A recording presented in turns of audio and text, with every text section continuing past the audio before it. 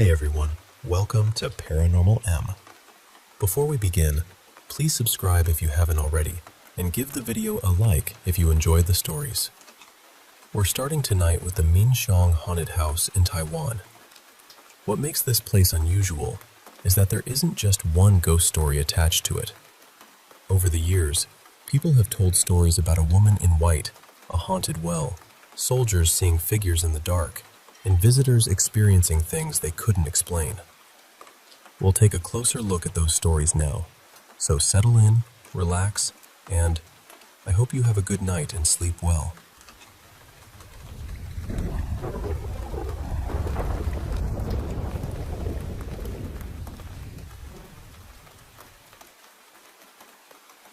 Some haunted houses become famous because one terrible thing happened inside them. But the old mansion in Minxiong, Taiwan, feels different. What makes it unsettling isn't one death or one ghost. It's the way so many stories have gathered around the place over the years. They've layered themselves over the building until, eventually, the mansion almost stopped feeling like a real home. It became something people whispered about. The house was originally known as the Liu family residence in Minxiong, Chiayi. It was built in the late 1920s by a wealthy landowner named Liu Rongyu, and for its time, it must have been extraordinary. It stood 3 stories high, with connected wings, wide balconies, decorative terraces, and a courtyard with a pond. Out in the countryside, surrounded by fields and low houses, it probably looked less like a family home and more like a palace that had somehow wandered away from the city. But local stories say the mansion wasn't built there simply to display wealth. According to legend, a feng shui master studied the land and declared that it sat across the throat of a sleeping dragon. A railway line had recently been built nearby, and some believed the iron tracks had sliced through the natural flow of energy beneath the ground. To repair the damage, the family was supposedly told to construct a tall building in that exact location, with a hill behind it and the river stretching out in front. So, from the very beginning, the mansion may have been more than a home. It was meant to hold the land together, a kind of enormous charm made from brick, timber, and stone.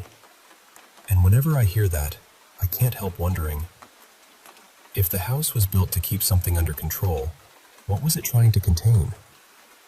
Sometime in the mid-1940s, the Liu family moved away.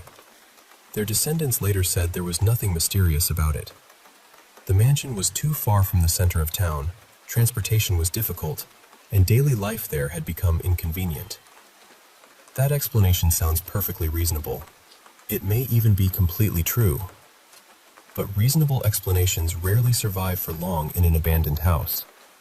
Once the family left, the mansion slowly began to collapse into silence. The lamps went dark. Dust gathered across the floors. The pond filled with leaves and rainwater. Vines climbed over the balconies, and thick roots pushed into the walls. At night, the empty windows seemed to stare across the fields. Then, a few years later, soldiers arrived.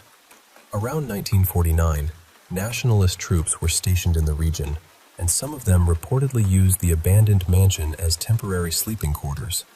Electricity in the countryside was unreliable, so after sunset, the building became almost completely black. One night, a young soldier claimed he saw a pale figure pass slowly in front of an upstairs window. He was so frightened that he refused to sleep. His commanding officer laughed at him and ordered wires and bulbs to be installed throughout the mansion. He believed that once the corridors were brightly lit, the ghost stories would disappear. But on the following night, someone saw the figure again. This time, an officer drew his pistol and fired into the darkness. The gunshot echoed through the entire building.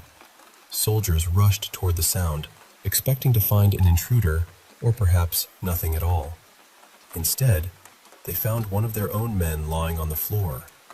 According to the story, the supposed ghost had only been a soldier walking through the mansion late at night, possibly on his way outside. In the confusion, fear had turned an ordinary person into a shadow, and that shadow had become a target. Some visitors still claim there are bullet marks in the old walls. Whether those marks belong to that night, I honestly don't know. But from then on, the mansion was no longer merely abandoned. A real death, or at least the story of one, had entered the house. And once one tragedy moves in, others often follow. In the courtyard, there is an old well. One legend says a young servant named Mei Lan fell in love with someone the family considered unsuitable. Heartbroken and unable to escape her situation, she threw herself into the water. People say that if you stand beside the well after dark, you can sometimes hear splashing far below, even when the water is perfectly still. Others say that when you lean over the edge, you get the uneasy feeling that someone at the bottom is staring back. And then there is the sensation people describe near the well. A sudden coldness behind you. The smell of damp clothing. The feeling that someone with wet hair is standing just a few steps away. Another story speaks of a woman dressed in white. During the filming of a television program, several members of the crew reportedly noticed her standing behind one of the upper windows. She didn't wave. She didn't move. She simply watched them from inside the ruined house. By the time anyone went upstairs to investigate, the room was empty. There are stranger stories too. Some visitors claim they entered the mansion at night, fell asleep in one of its rooms, and woke the next morning outside near the courtyard wall. They had no memory of leaving. No memory of walking down the stairs. Nothing. Now, I should be fair. There is no strong evidence for most of these stories. Members of the Liu family have rejected several of the darker legends. The noises inside the mansion may come from wind passing through broken windows. The pale shapes may be moonlight moving across branches. And the woman in white? She may be nothing more than a reflection, a curtain, or the mind trying to create a face where there isn't one. But perhaps that is what makes the place so fascinating. A haunted house doesn't only contain the dead, it contains the fear of the living. Every student, tourist, soldier, film crew, and ghost hunter who enters the mansion brings something with them. A rumor, a memory, a nervous glance toward an empty staircase. Then they leave with a new story. Over time, those stories sink into the walls. Eventually, the old Liu residence stopped belonging only to the family who built it. It began to belong to everyone who had ever been afraid of it. And after nearly a century of rumors, tragedies, shadows, and whispered sightings, I think the real question is no longer whether the mansion is haunted. The real question is this: after a house has carried so much fear for so many years, is it possible for it to be ordinary ever again?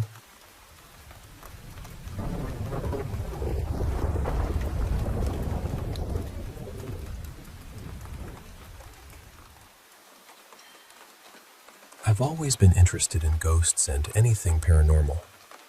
Ever since I was a kid, I've watched countless videos, read stories, and listened to people talk about strange experiences.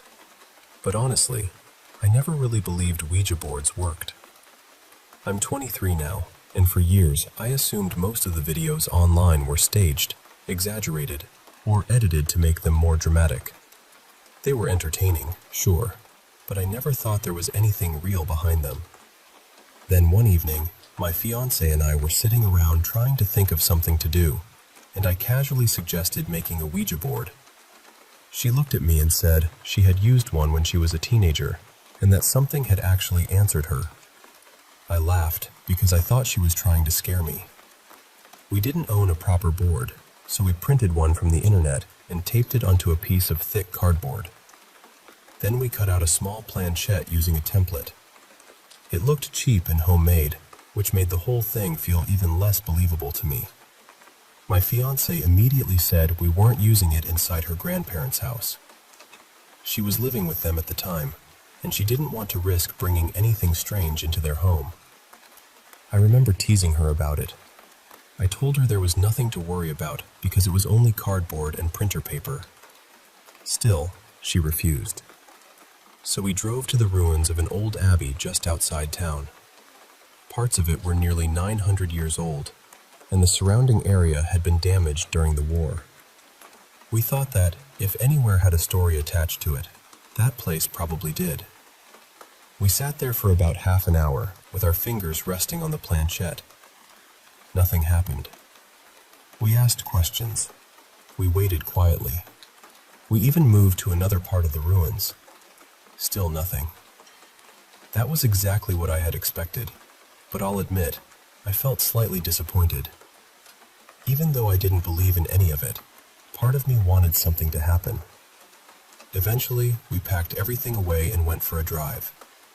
It was getting late, and we were following a narrow road through the countryside when I noticed a tiny stone church surrounded by an old graveyard. There were no houses nearby, and the whole place seemed completely isolated. I pointed toward it and said, "Let's try one more time." I parked beside the church wall, and we set the board up between us inside the car. For the first 10 minutes, nothing happened. Then, the planchette began to move. It wasn't fast. It didn't shoot across the board like you see in horror films. It moved slowly, almost hesitantly.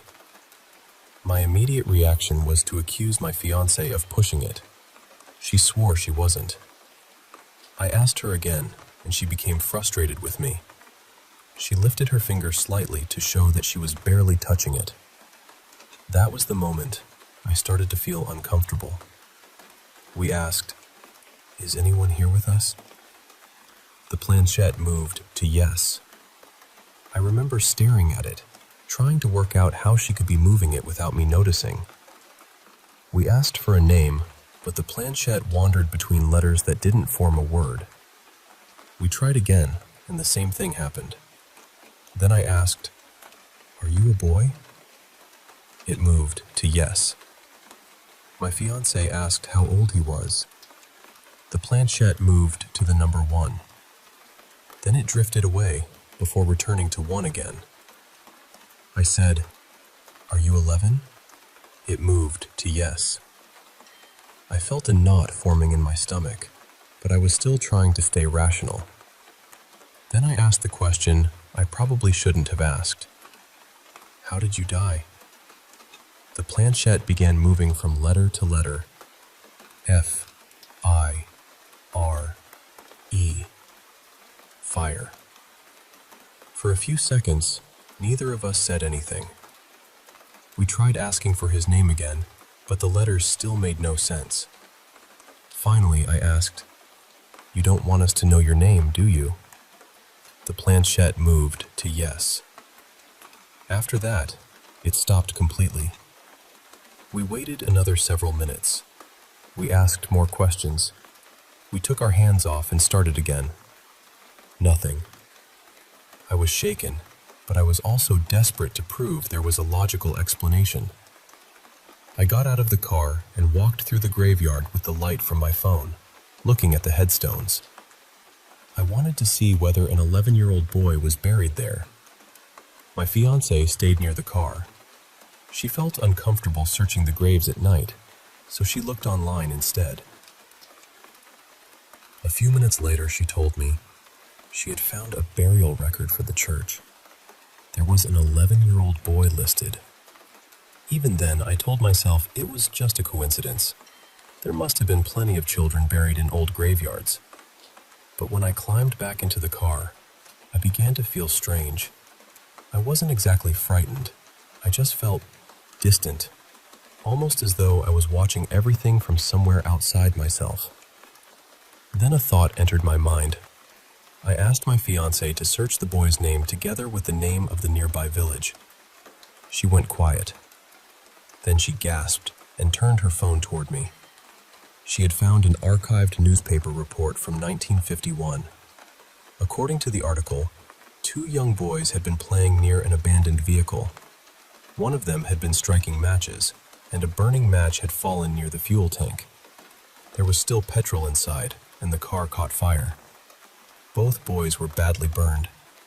They died in the hospital the next day. I didn't know what to say. My fiancé couldn't have planned it. I had chosen the road. I had noticed the church. I had suggested stopping. Until that evening, neither of us even knew the graveyard was there. We drove home in near silence. Every so often, one of us would start to say something, but neither of us could find the right words. Even now, I don't know exactly what happened that night. Maybe the planchette moved because of something psychological. Maybe we found the burial record because we were searching for a connection.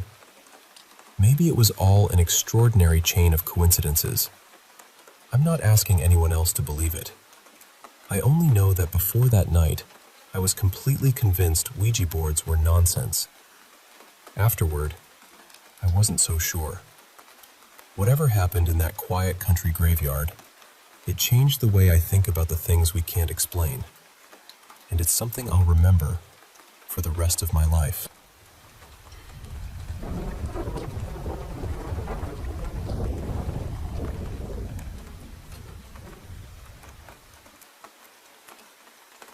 I still don't know how long we had been hanging there.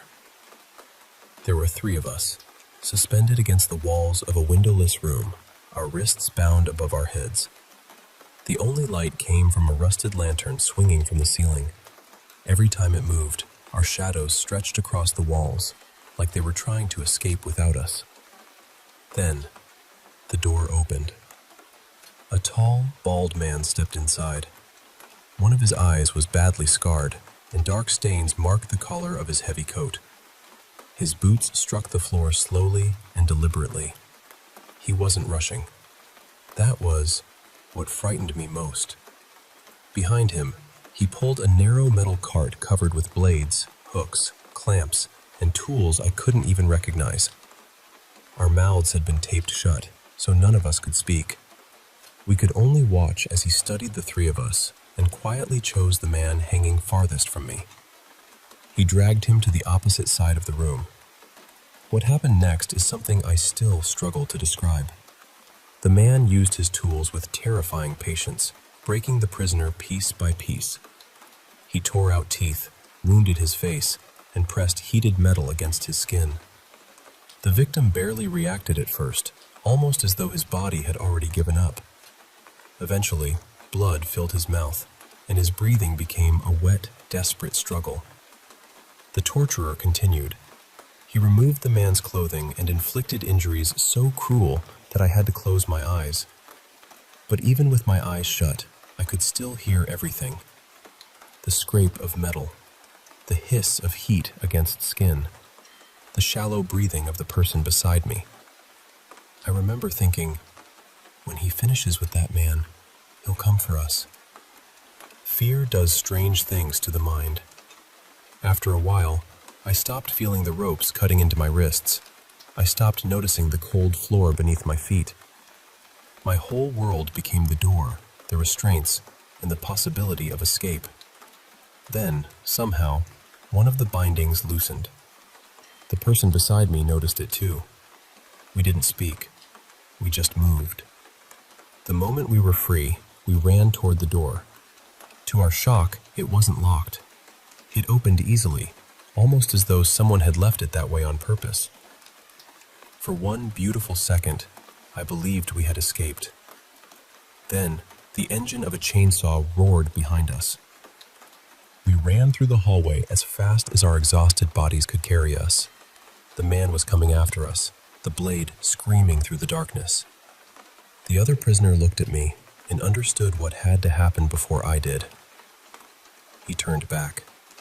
He threw himself into the torturer's path, buying me the few seconds I needed to reach the front door.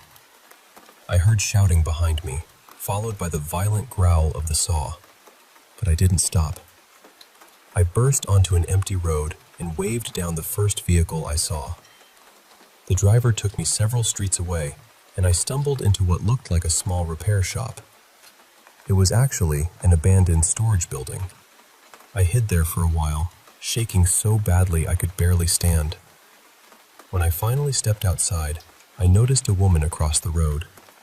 She was dressed too elegantly for the neighborhood, and she kept watching me while speaking quietly into her phone. The moment our eyes met, I ran. That was when I felt something vibrating in my jacket. A phone. It wasn't mine. Someone had slipped it into my pocket. The screen displayed 2 words, "Home calling." I answered. A calm voice said, "We're outside your family's house. Come back alone." Then, the line went dead. Every sensible part of me knew it was a trap. But what choice did I have? I couldn't leave my family in danger.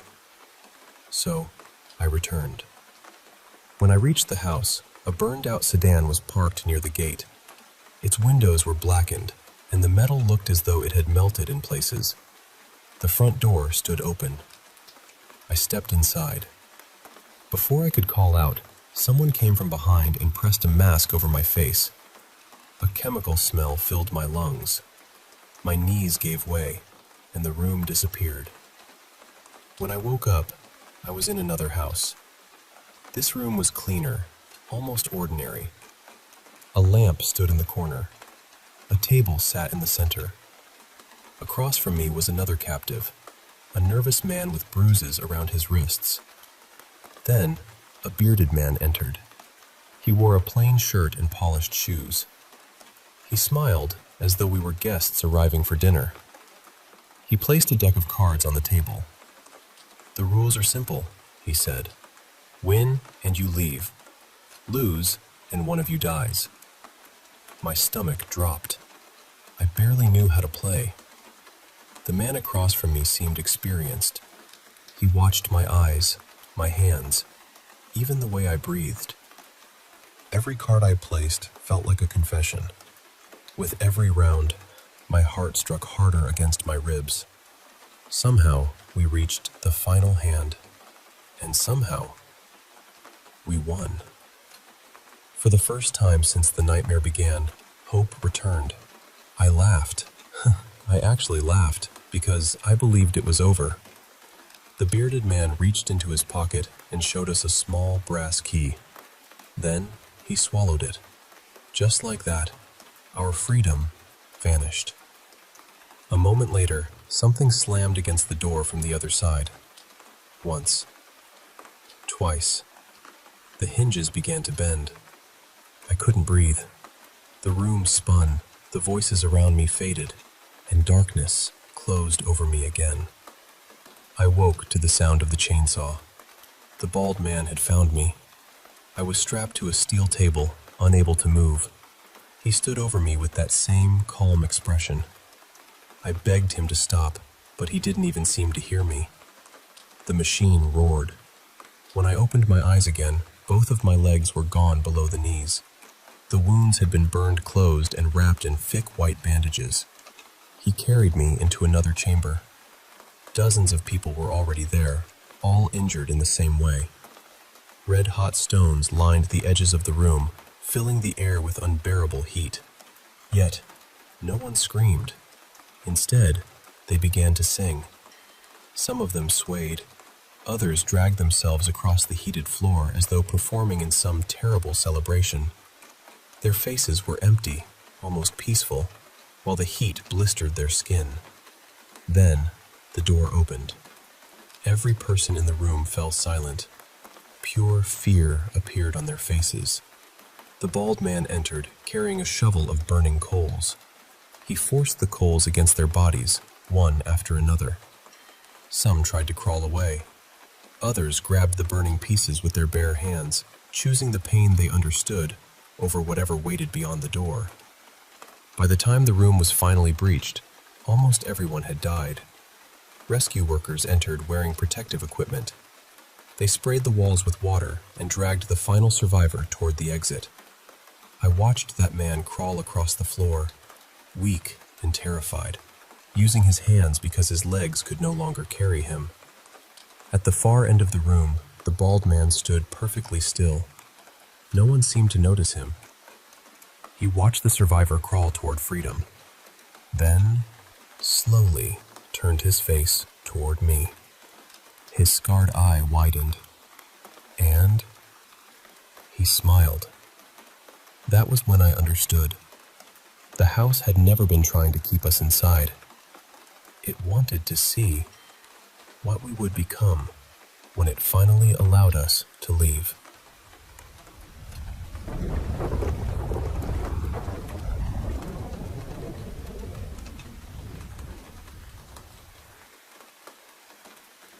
You know, there are mornings when you wake up feeling a bit disoriented, like the world outside your window is unfamiliar, yet oddly inviting. That's exactly how I felt that morning. I sat up slowly, my mind still fuzzy with sleep, trying to pin down the time. The room was bathed in this soft, warm, orange glow, sunlight sneaking in through the curtains. It was early, but late enough that my usual sense of urgency was replaced by something more calm. I pulled back the curtains, and there it was. The trees outside swaying gently in the breeze, their leaves whispering secrets to one another. The cabin life, I thought, wasn't so bad after all. Well, except for that bizarre episode with some strange animal that had broken in the night before.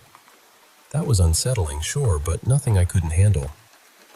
I glanced at the clock and realized it was way too late in the day to trek down to the main path and start poking around for clues about the animal. Instead, I decided to do something I'd been itching to do since I arrived. I grabbed a couple of beers from the little fridge and headed down the narrow trail that led to the lake. The air was crisp, filled with the scent of pine and earth, and the crunch of dry leaves under my feet was oddly comforting. I had this idea in my head. If I could find the fishing poles tucked away somewhere in the cabin, maybe I'd spend a few days just drinking and fishing, letting the world slow down around me. But first, I needed to unravel the mystery of who this Agent 202 was and what organization he worked for. There was something about him that didn't sit right, and yet, I couldn't look away. When I reached the end of the short trail, the scene before me stopped me cold. It was like some strange coincidence straight out of a novel. This man really was everywhere in these woods. There he was, standing ankle-deep in the lake, his polished black shoes neatly placed on the shore. His suit pants were rolled up, but despite his efforts, the water had crept in, dampening the fabric.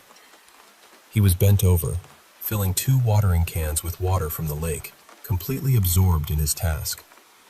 Because he was so focused, he didn't see me approach until I was almost right beside him. When he finally looked up, he gave this little roll of his eyes behind his dark sunglasses, like I was an annoyance. "Don't look at me like that," he said, voice low but firm. "I'm staying at my grandfather's cabin. You're the one invading my lakefront." He started walking toward me, his black hair slightly tousled from whatever work he'd been doing. I glanced over and noticed a brand new truck parked as close to the dock as possible, without risking getting stuck on the steep slope leading down to the lake. In the truck bed sat a half-filled water tank. I couldn't help but wonder, was he really trying to fill that massive tank with just those 2 little watering cans? Before I could ask, he passed me, carrying his full pails toward the truck. "The pump's broken, and we ran out of water," he explained without looking back. "I'm not needed until later tonight, so this is just busy work." I had nothing better to do, honestly, so I shoved my beers halfway into the sand to keep them cool and silently stood in front of him, holding out my hand to take one of the watering cans. He raised an eyebrow, but handed one over. I slipped off my sandals and stepped into the cool lake water.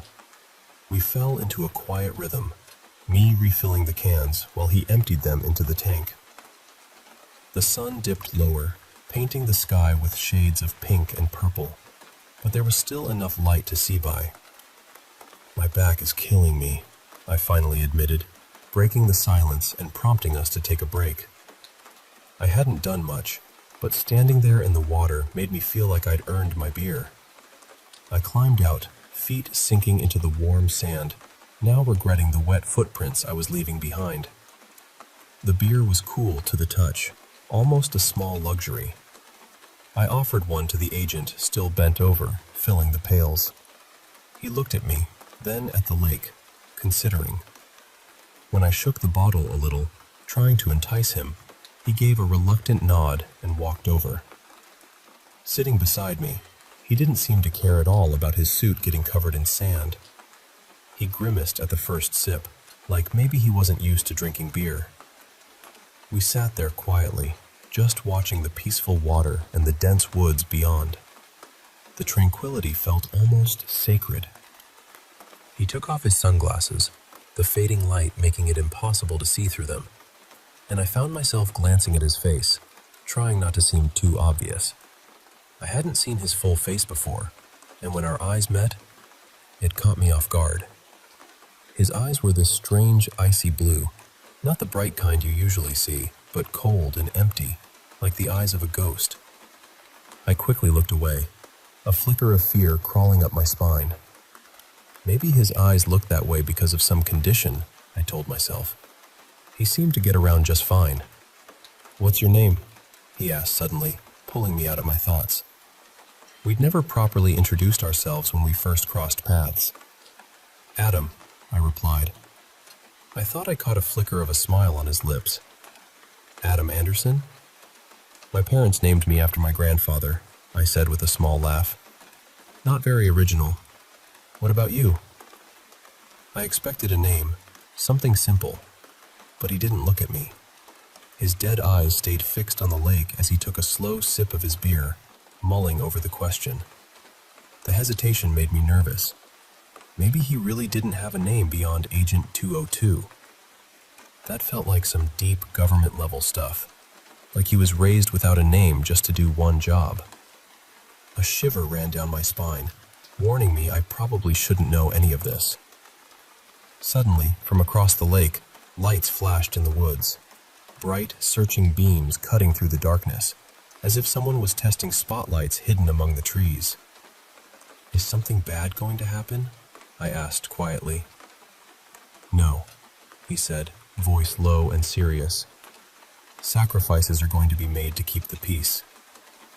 His cold gaze pinned me in place, and I felt sweat bead at the base of my neck. That single sentence carried so much weight, so much meaning I couldn't even begin to unpack it. I wanted to ask more, but I knew he wouldn't say another word. I already knew too much. A crackling static sound broke the tension, drawing his attention toward the truck. He moved quickly, tension coiling in his body. Reaching inside the open window, he pulled out a radio receiver and answered. 202 here, he said. A language I didn't recognize crackled through the speaker, but he understood every word. His face darkened with a scowl. Damn it. Of course he arrived early. Hans is such an ass. All right, I'll be there. Keep him busy.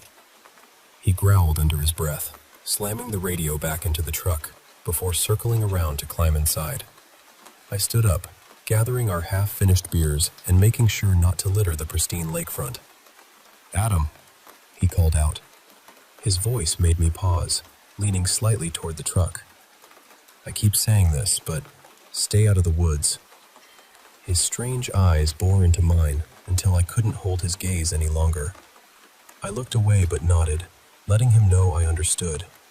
And as the truck rumbled to life and disappeared down the dirt road, I sat back down on the sand, the weight of that night settling over me like the coming darkness. The woods were no longer just a peaceful backdrop. They held secrets, shadows, and perhaps danger lurking just beyond the light.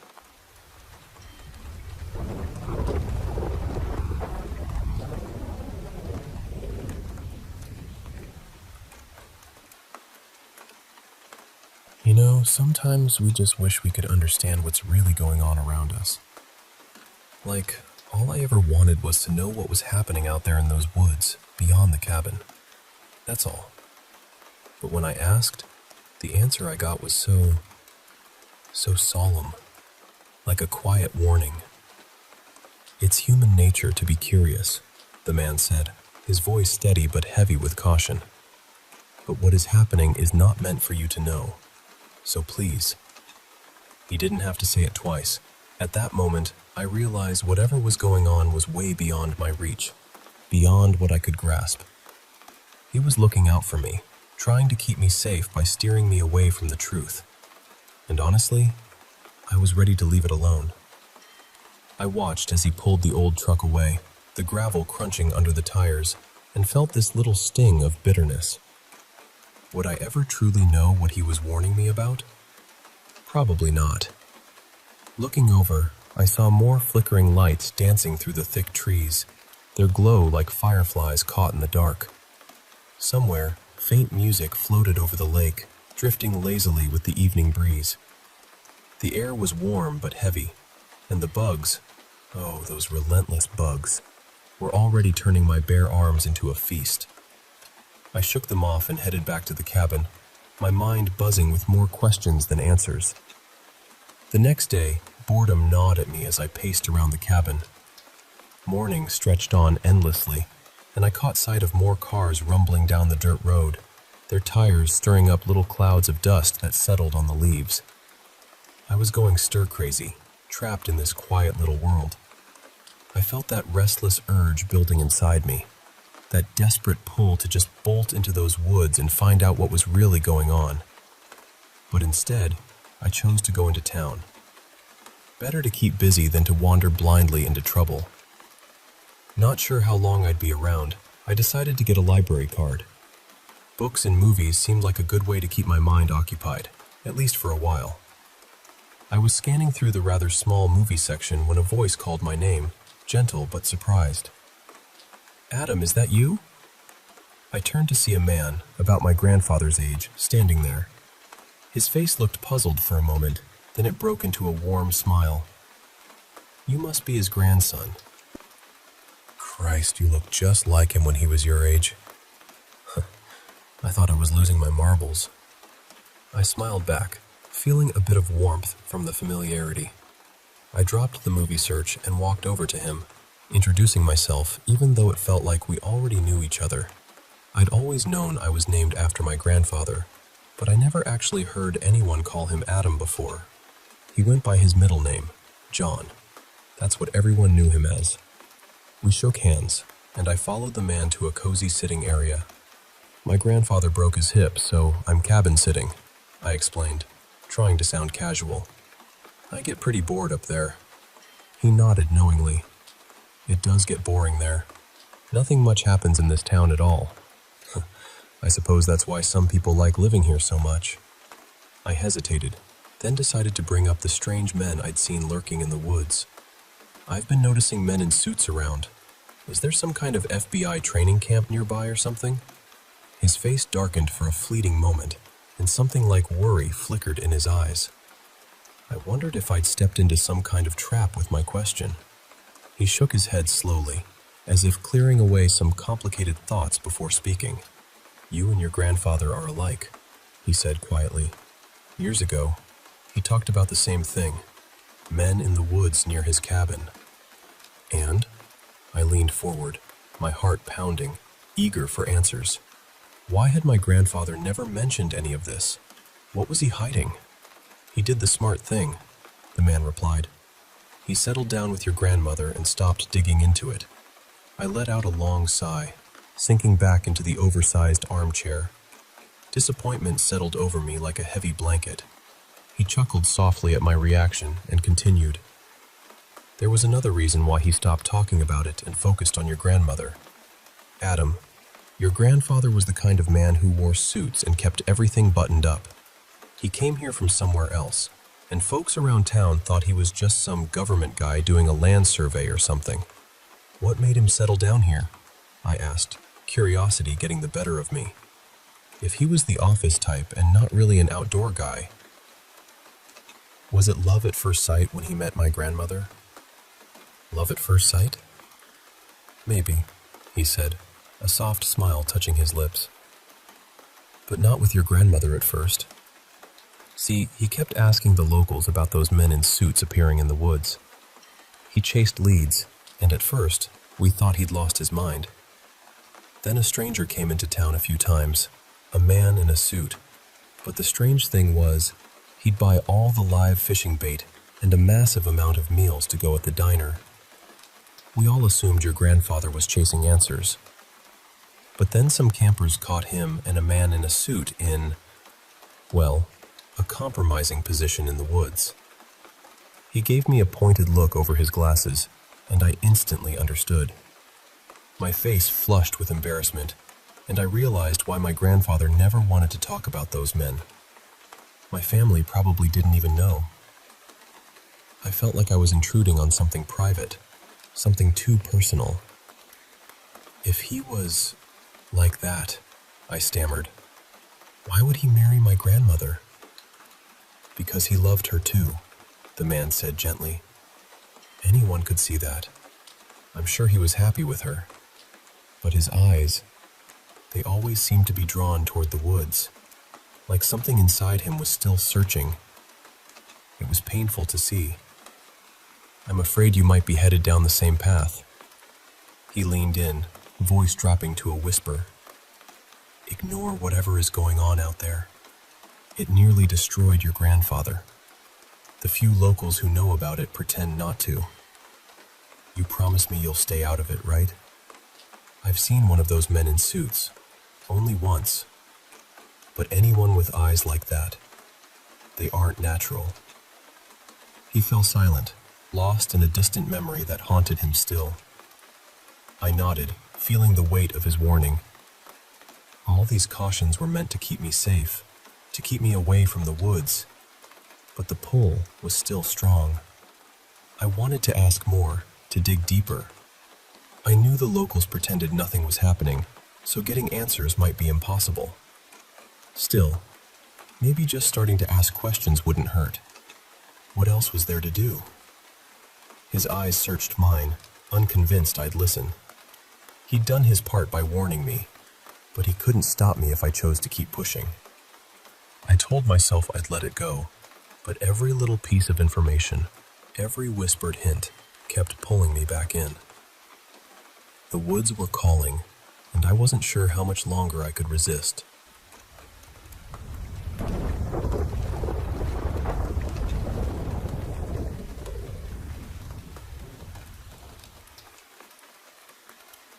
Hey, I want to tell you about something that happened to me.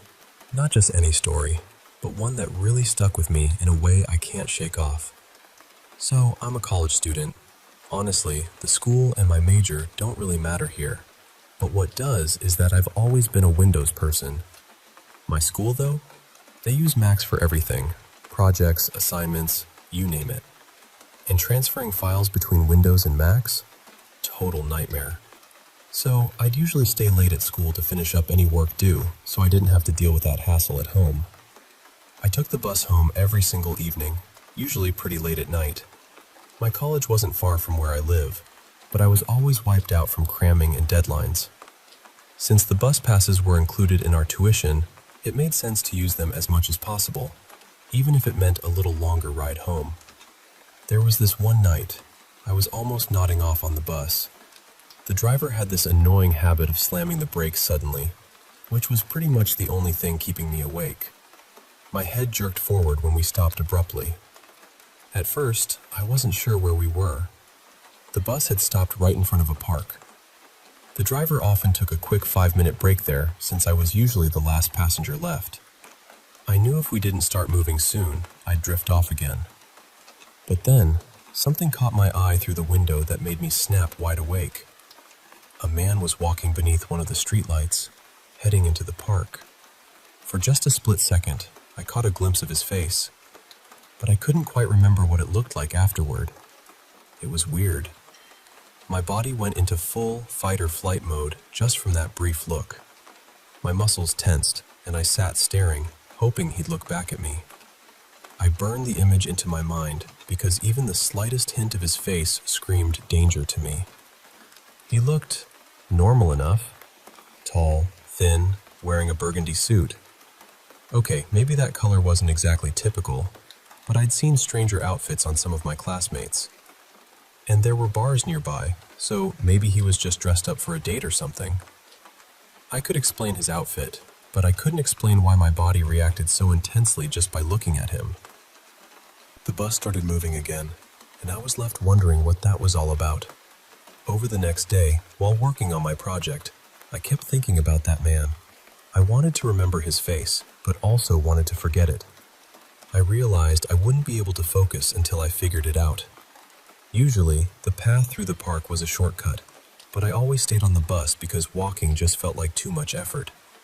The next night, I got off right at the park entrance.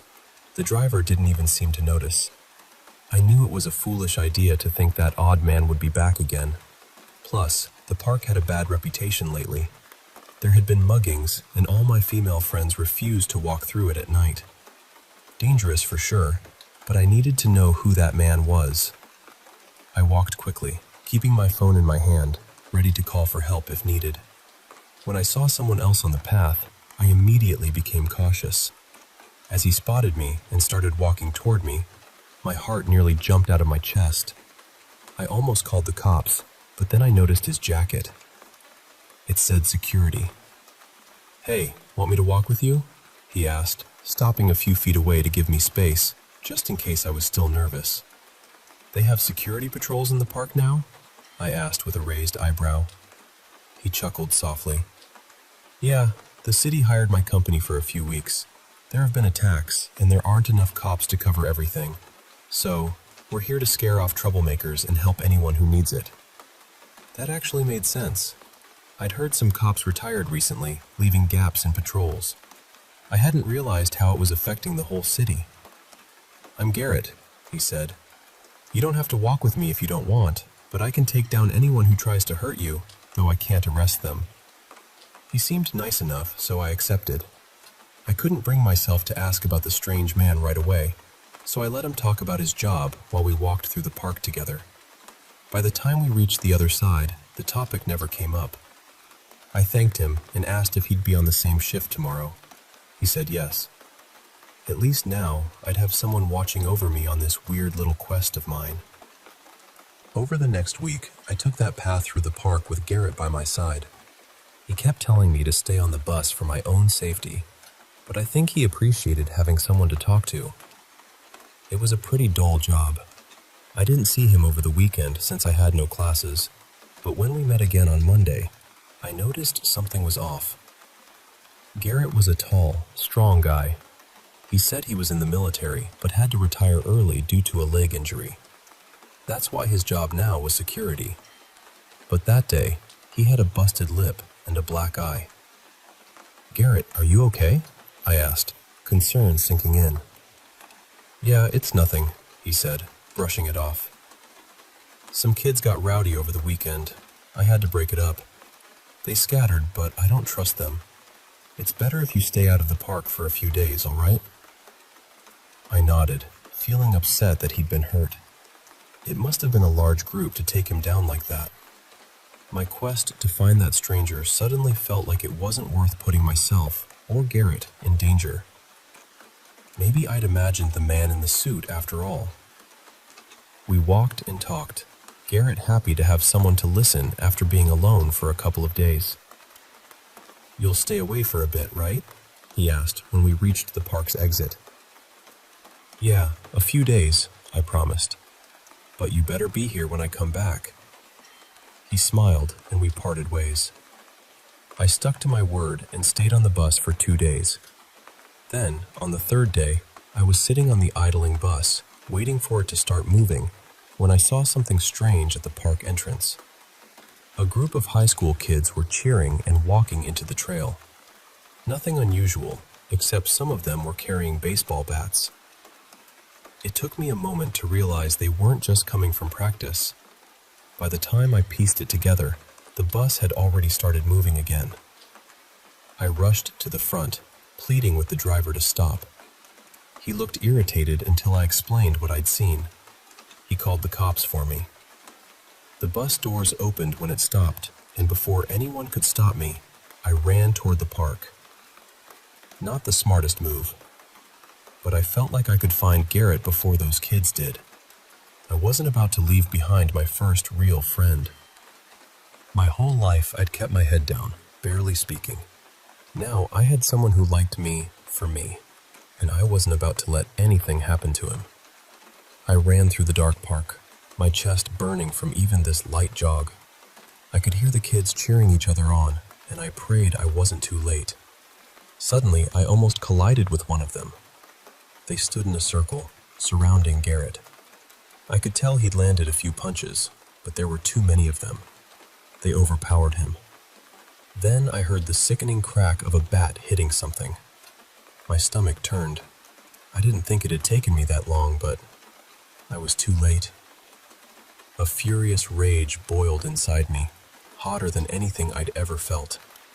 I stepped back, away from the group, trying not to be seen.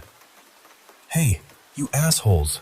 The cops are coming, so you better get the hell out of here," I shouted, trying to sound intimidating.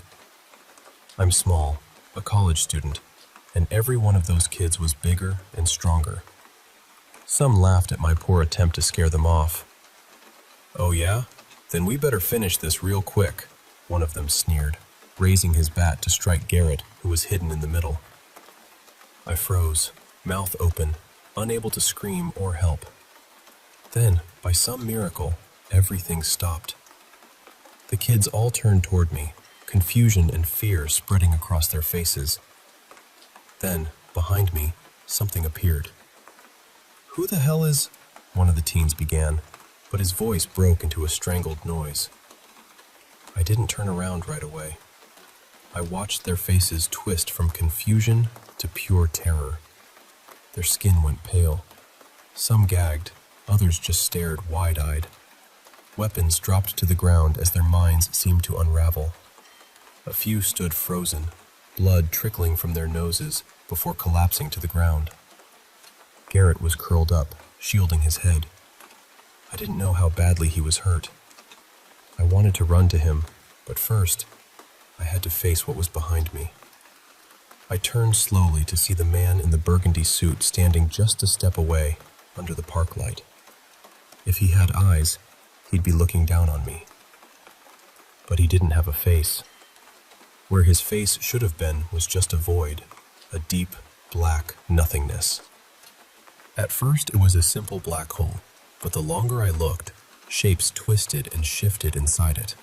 Shapes no human language could describe. My head pounded, but I couldn't look away. I've never been so terrified in my life. Somehow, my heart kept beating as the world around me seemed to warp and shift, like everything was shaking but also still at the same time. From the void, the swirling colors and shapes flowed toward me endlessly. I vaguely noticed my own nose bleeding and my fingers twitching from the horror I was witnessing, an unearthly vision that should not exist. Time lost all meaning as I stared into that void, and then, just for a moment, I glimpsed the creature's true face. Something so brief, so terrifying, I felt my heart race and snapped out of the trance. My head throbbed, my nose still bleeding, but other than that, I was okay compared to the teens behind me. The man stood with his hands in his pockets. When I wiped my nose on my sleeve, he reached out his hand. Without thinking, I took it. The swirling void and colors still danced within that faceless space, making me dizzy, but I felt something stronger than fear. A flutter in my stomach, a strange lightness. "Are you single?" I blurted out. I wanted to scream. Everything around us stopped. The man looked stiff, somehow embarrassed, even without a face. I couldn't believe I'd just asked out a nightmare. What was wrong with me? Up until then, I'd never felt romantic love. My mom always said I just hadn't met the right person. I'd accepted living alone, being content with my own company until that moment. Now, I wanted Garrett to be okay, to be my friend. But I also wanted to date this monster. The man tilted his head toward the fallen teens, then back at me. "Seriously?" His voice was like broken fragments, clips of other voices stitched together. I nodded, my face burning. Who knew you could be scared to death and fall in love all at once? I mean, I know it's sudden. It's okay if you're not interested. I'm fine with just being friends, hanging out, getting to know each other. I'll get my friend to the hospital now. How about you think it over, and I'll see you tomorrow night. I wanted to disappear for so many reasons. I let go of the faceless man's hand and rushed over to Garrett, who was starting to wake up. I told him to stay still while I called for help. When I looked back up, the man was gone. Garrett needed to stay in the hospital for a while, but he was alive. He kept thanking me for saving him, even though I felt like I hadn't done much. He was also mad at me for rushing in, and I'd never hear the end of how proud and disappointed he was. The cops took the teens away, blaming their mental freakout on some bad batch of drugs. I don't know if that was a cover-up or just their explanation to close the case. I doubt I'll ever know the truth. I kept my promise and went back to the park to meet the faceless man who saved us. After waiting for hours, just as I was about to give up, he showed up. Looking into the void again made me dizzy. I wondered why I could stand to look at his face when others couldn't. "Hangout?"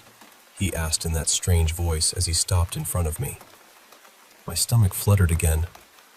I was glad he wanted to get to know each other and wasn't upset about my outburst the other night.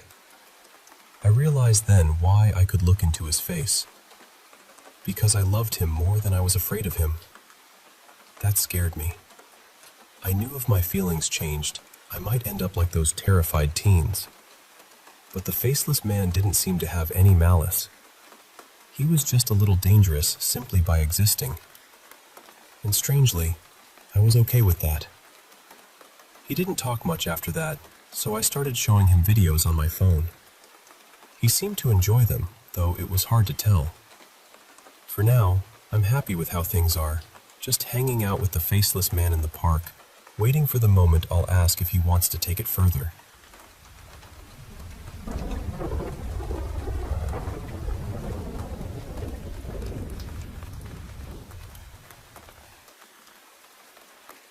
Hey, I want to tell you about this strange and kind of unnerving experience I had with my neighbor, Dimitris, or Dimitri as he goes by. It all started one evening when he knocked on my door out of the blue. I was in my pajamas, just winding down after a long day, and he asked, "Is everything all right?" Now, I was puzzled, honestly. What could possibly be wrong on his end that he'd come all the way over? Maybe something was wrong in his apartment, or maybe he couldn't reach our landlord. I had no idea. Then, out of nowhere, Dimitri said, "Give me your work time." It caught me totally off guard. For a moment, I just stared at him, trying to figure out what he meant. Then it hit me. He wanted to know my work schedule. You see, I don't have set shifts. I work whatever hours they need me for that week. It's pretty flexible, but not predictable. It's on my phone, I told him, feeling a little awkward. "Do you want me to get your number? I can text you when I'll be at work." He nodded silently, and I went inside to grab my phone. When he pulled out his, it looked like one of those cheap burner phones. Kind of sketchy, honestly. We exchanged numbers, and I quickly sent him a text with my schedule. He scanned it, nodding slowly, and I suddenly felt this weird sense of regret. It was like he was planning something with that information. Maybe something not quite right. Or maybe I was just overthinking it. Before he left, he said something that stuck with me. "I work at home. Very loud. Only when you are not home." His explanation was so vague, it made me wonder more than ever. Whatever his job was, he didn't want to disturb me, but also didn't want me to hear it. That made me suspicious. Was he involved in some kind of adult work? Or worse, something illegal? He had that dangerous vibe, kind of like a mobster, and I leaned toward the latter. The first week passed quietly. Not a sound from his apartment, just the occasional glimpse of him leaving or returning. He always carried this big bag slung over one shoulder and wore black leather gloves. I never saw a motorcycle in the parking lot, which made me think maybe he didn't ride one. When our paths crossed, he'd just give me a curt nod. No small talk, nothing. Just a neighborly acknowledgement. I figured that was as close as we'd get. Yet even the addicts who hung around the building's entrance gave him space, like they knew better than to mess with him. Then came the second time we spoke, under the most bizarre circumstances. Dimitri actually broke into my apartment. But before you freak out, there was a reason, And honestly, I'm still not sure if I'm just clumsy or cursed with bad luck. So I'd put a bottle of aspirin on top of the fridge because I was starting to get a headache. When I went to grab it, I accidentally knocked it off the fridge. It rolled way back out of reach. Instead of grabbing a step stool, I decided, hey, I'll just climb up on the kitchen counter. Bad idea. One arm was braced against the cabinet for balance, the other reaching for the bottle. Then I heard it. A soft creak, like a warning I should have heeded. Suddenly, the whole cupboard came crashing off the wall.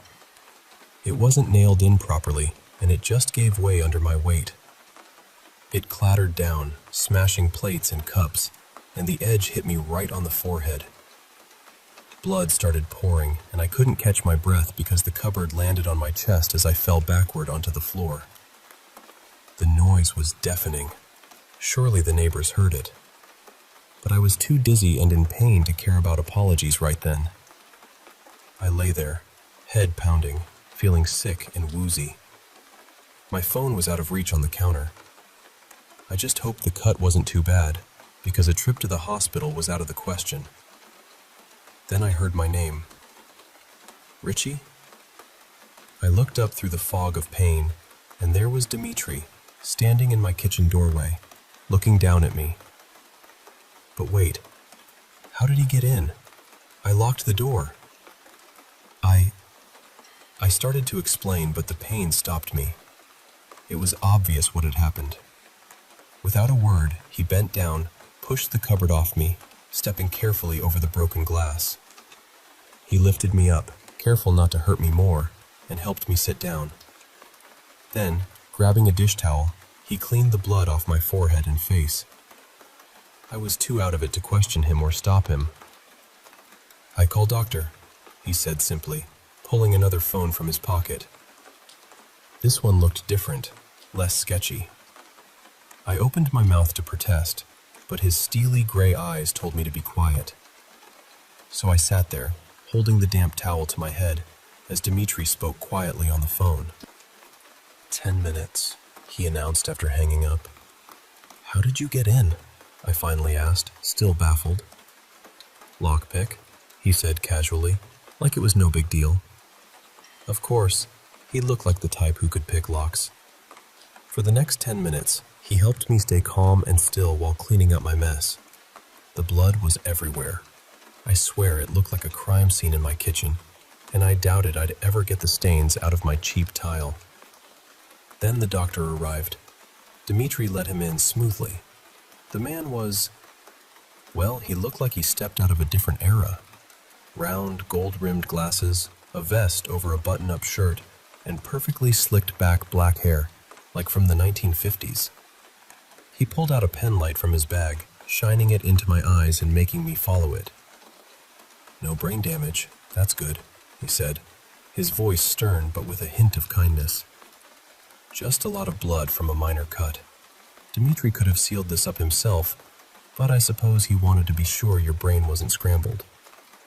He introduced himself as Dr. Philo and set about cleaning and stitching my forehead, 3 stitches in total. It hurt, of course, but I kept talking to distract myself. "He's an all right guy, even if he looks pretty scary," I said, nodding towards Dimitri, who was quietly cleaning up the broken dishes.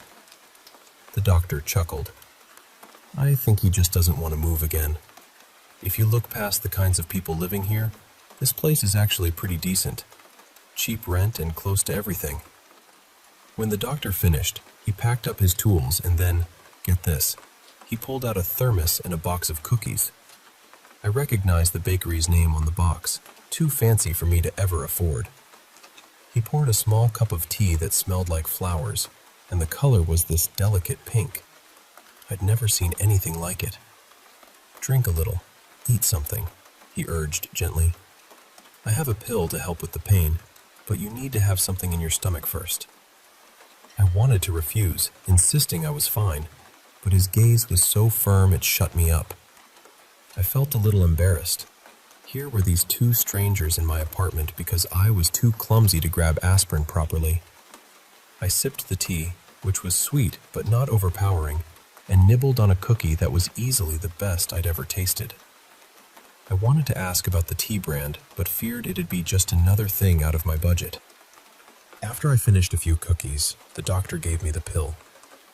I should have been more wary, but I trusted them without hesitation. "You'll be asleep for a few hours," Dr. Philo said. "If you're working tomorrow, cancel your shift to rest. I'll write you a note if you need one." I opened my mouth to argue, but that was the last thing I remembered that night. The next morning, I woke up confused. My head felt heavy but not painful, and somehow I was in bed wearing a clean shirt. I looked around, trying to remember how I got there, but nothing came to mind beyond talking to the doctor. I went to the kitchen to check the damage, and there was none. Not a speck of blood. Brand new cupboards were installed, and they were solid this time. I shook them to be sure. Most of my plates and cups were still missing, but everything looked clean and orderly. I called my boss, told them I wouldn't be in that day, and they said someone had already arranged the day off for me. That was odd. My workplace was strict about calling in yourself, even if you were in a coma. I wondered what kind of strings Dimitri had pulled. Curious and grateful, I went next door to thank him in person. The door opened, and he looked down at me with that same cold, unreadable expression. Thank you for helping out. Did you ask the landlord to replace my cupboards?" I asked softly. "No, I did. Woodworking is a hobby," he said simply. "Wait, he rebuilt my cupboards overnight? For a stranger?" I peeked inside his apartment. It looked almost identical to mine, except his hallway floor was covered in plastic sheets. He was painting. Near the doorway, I noticed some dried brown stains on the baseboard he hadn't covered yet. I was about to ask about his renovation plans when he reached out and lightly touched the stitches on my forehead. "This is going to scar," he said quietly. "Oh," I replied, awkward and speechless. That's when it hit me. Maybe this man, who seemed so threatening, was actually just a kind person. Maybe even interested in me. My face flushed and I froze, trying to push the thought away. I told myself he was just a nice guy, nothing more. I'll make you dinner, as a thank you," I stammered, mentally scolding myself for sounding so awkward. He didn't respond immediately, just kept that stone-cold expression. "Do you like dogs?" he asked suddenly. That question threw me off completely. "Yes," I replied hesitantly. "I'll make you a dog. Go rest. I need to do work." And just like that, he turned and went back inside, closing the door behind him. I wasn't sure what he meant. Did he mean a wooden dog, since woodworking was his hobby? Or something else? I went back to my apartment, mind buzzing with all these thoughts. I spent the evening cooking, trying not to obsess over the thing that maybe my neighbor liked me. It was new territory. I'd never been interested in guys, or girls for that matter. I'd always assumed those feelings would come with the right person, but here I was, making dinner for Dimitri, the mysterious, dangerous-looking neighbor who just might be a little more than that. And so, that's where I am now, curious, a bit nervous, and definitely grateful for the quiet care of a man who seemed like he belonged in the shadows, but turned out to be a surprising light in my life.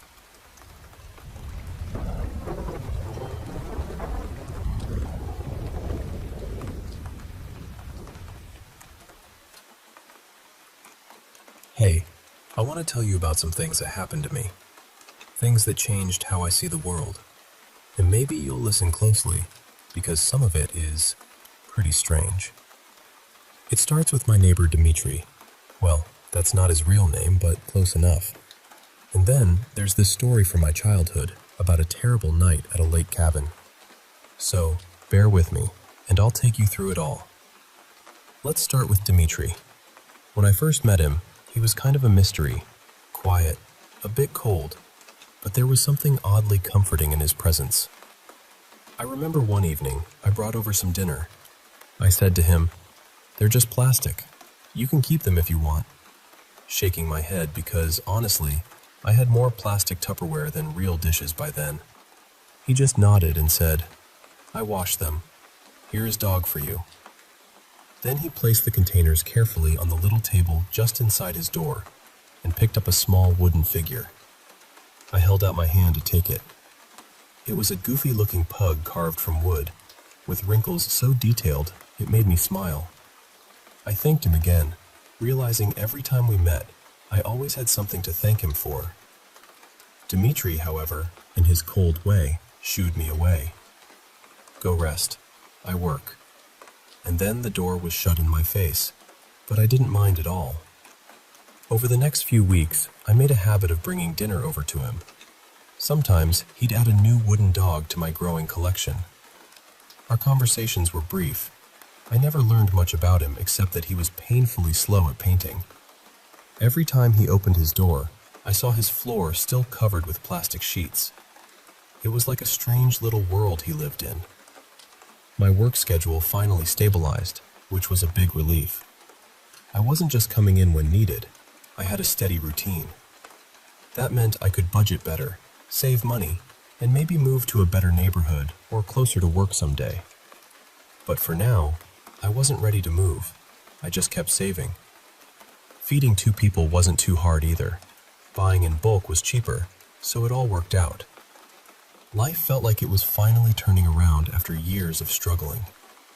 I had a friend, even if he was a little strange and kept to himself. Then, out of nowhere, my job gave me a surprise day off. A pipe burst at the restaurant, and they'd shut down for the weekend to fix it. I never got Fridays off, so I was a bit lost on what to do. Dmitri wasn't expecting me, no dinner that night, but I had enough rice to make curry for 2, so I decided to drop some off anyway. As I was putting the curry into containers, I heard Dmitri's voice outside. He was just getting home. I thought I heard another voice, maybe someone else with him. Then, a sudden, loud thud from his apartment made me jump.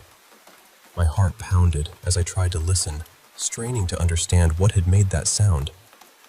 Then, faint but chilling, I thought I heard a scream. My hands shook as I grabbed the containers and rushed over, not even closing my door behind me. Outside his apartment, I slipped on something wet, and my stomach dropped. It looked like blood. My heart raced, panic flooding through me as I noticed his door wasn't fully closed. Dmitri seemed tough, but all these signs were wrong. Without thinking, I stepped inside, still clutching the hot containers. My feet slipped again on the plastic sheets covering the floors. Then I froze. What I saw made my mind refuse to process it for a moment. It was Dmitri. I recognized his frame, but his face, oh God, his face, was split open horizontally, like a grotesque mask ripped from ear to ear. Thousands of needle-like teeth shimmered along the slit of that monstrous mouth in the dim light. His eyes, twisted and warped, locked onto mine. The terrifying mouth snapped shut just seconds after our eyes met, his face returning to normal, except his mouth hung slightly open, as if lost for words. Another man was kneeling on the floor. Dmitri had him by the short hair, pulling his head back to expose his neck to a large, serrated hunting knife pressed against his throat. There was a third man lying face down, blood pooling fresh on the plastic-covered floor. The silence was suffocating. "You do not work tonight?" Dmitri's voice cut through, cold and steady. The man with the knife at his throat didn't answer, his eyes wide and pleading. I couldn't look at him for long. The smell of fresh blood was sickening, and the heat from the curry containers was starting to burn my hands, but I couldn't move. Seeing my silence, Dmitri nodded toward the containers. "What do you have?" he asked slowly. "Curry. Enough for 2?" I managed. I always brought enough for 2 meals, assuming he ate more than me. But my mind was screaming at me to run, to get out. I realized then that my kind neighbor was a killer. and was about to kill again if I hadn't come. I dreaded that I might be next. All the little hints I'd ignored crashed down on me.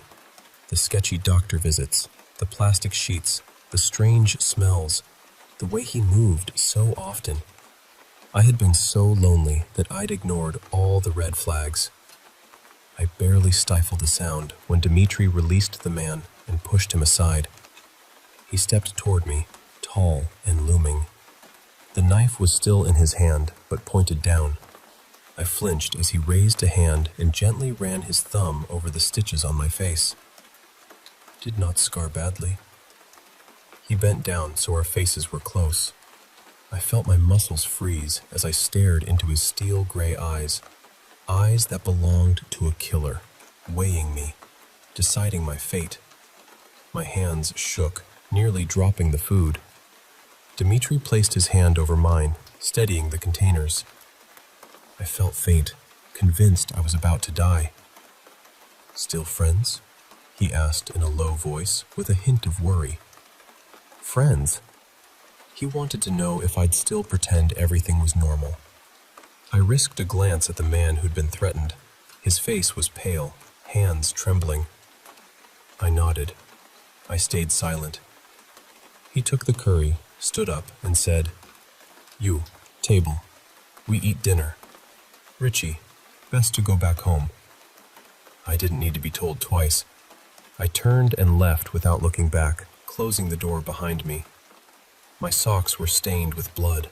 I took them off and threw them in the trash without a second thought.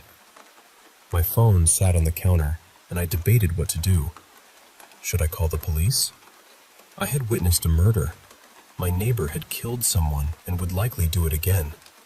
But the image of that split-open face, those monstrous teeth, could anyone believe that?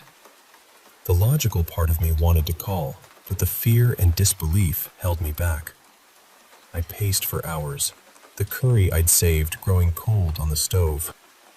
Each time I tried to call, I stopped myself. Then, a knock on my door. My heart jumped. It could only be Dmitri or the man he nearly killed. I opened cautiously. To my shock, it was the man from that night, bruised but alive. "We wanted to thank you for the dinner. My friend will be leaving," he said quietly, nodding at me. "Still friends?" Dmitri asked again, standing just behind him. "Still friends," I said, nodding. That was enough.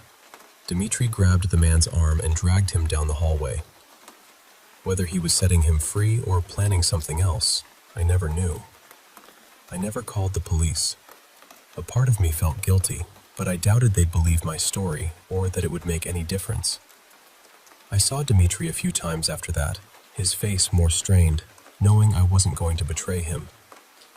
Instead of moving away or telling him to leave, I did something surprising. I brought dinner again. He looked shocked to see me smiling with food in my hands. Gathering my courage, I asked, "Do you want to eat together?" He nodded, unsure. My neighbor is a killer, and maybe not even fully human. But strangely, I don't mind. I've been lonely for years, and sharing a meal, talking about my day, is something I need. Murderer or not, human or not, at least he sits and listens. Now, about that lake story from my childhood.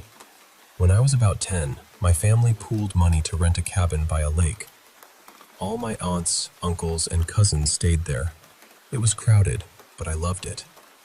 We had 2 amazing weeks running into the lake whenever we wanted, fishing, but my favorite thing was collecting freshwater mussels. The locals hated these mussels because they were invasive and damaged the lake's ecosystem. They encouraged us kids to scoop them up and toss them into a plastic kiddie pool with cracks no one had thrown away yet. Each morning, the pool would be nearly empty, as if someone had been taking them away. We were just kids, running wild, eating junk food, sleeping as soon as the sun went down. I wished I could live like that forever. No homework, no worries. But all good things end. The night before we left, my cousins thought it'd be fun for me to watch a horror movie, my first one beyond PG-13. It was a cheesy slasher film about a killer in the woods. The cabin was surrounded by forest, so I was terrified all day, fearing the film's masked maniac was lurking out there. My mom was angry, but secretly glad. We'd heard about missing pets and a little girl who vanished across the lake earlier that week. She hoped we'd be too scared to wander at night. That night, sharing a room with my cousin who was fast asleep, I couldn't sleep. The fear and the thought of leaving the cabin kept me awake. It was muggy, so I kicked off the thin sheets and cracked the window for fresh air, even though the screen was missing and bugs could get in. Looking out, the trees looked dark and menacing, with distant thunder signaling an approaching storm. A breeze brought a horrid smell, a rotting fish stench, like 100 fish had died. I nearly gagged. My cousin didn't wake, thankfully. Then I heard it, a soft crunching noise, like a dog chewing on a bone. My skin prickled. I leaned out the window and saw a dark figure hunched over our kiddie pool, grabbing mussels and shoving them into its mouth. It was wet, roughly human-shaped, but impossible to see clearly. When it noticed me, its head turned, and I locked eyes with it. Its eyes glowed yellow in empty sockets, and when it opened its mouth, rows of sharp teeth gleamed as it crunched mussels noisily. I froze, terrified. Monsters weren't real, not to me, but here was so staring back. It started climbing the side of the cabin, its webbed, clawed hands slapping wetly against the wood as it pulled itself up toward the window. The smell grew worse, my heart pounding so hard I felt dizzy. My vision blurred as I tried to move but couldn't, trapped by fear. It made a low, excited sound, a breathy "rrrr" as it climbed closer, its face flat and black, no nose, just those terrible eyes and teeth. Its clawed hand reached the windowsill beside mine, and I could feel the fishy stench overpowering everything. Then, a sudden thunderclap shook the cabin, snapping me out of the trance.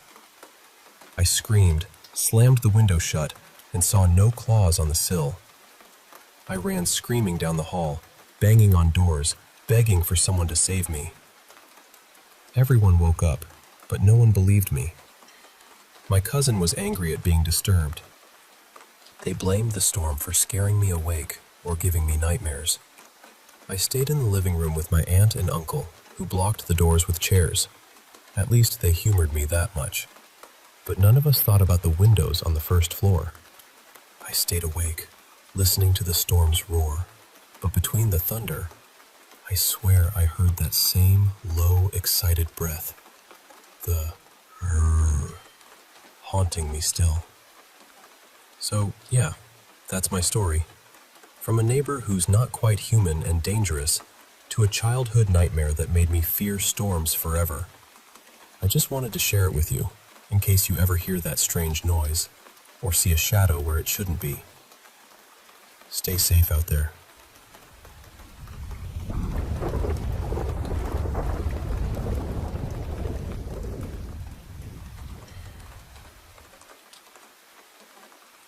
Hey, I want to share with you a couple of experiences that have stuck with me over the years. They're a bit spooky, I won't lie, but I promise to tell them just like they happened, with all the little details that made my heart race and my mind wander. So grab a comfy seat, because these stories are a journey into the strange and unexplained. Let's start with the first one, my own paranormal experience. When I was about 16, I lived in this quiet neighborhood that felt pretty safe. We had 5 houses close together, 3 in a row, and 2 across from them. Behind those 2 houses was this abandoned lot. It had 2 small, burned-down buildings that looked like they'd been there forever, even before we moved in. No one lived there, and it was surrounded by this old wooden fence with gaps near the bottom. Funny thing is, none of the neighborhood dogs liked to cross over to the other side. And if they did, especially at night, you could hear them barking as if they were calling for help. When they came back, they were never quite the same, like something had changed them. Now, when I was around 10, My mom's friend lived in one of those houses across the street.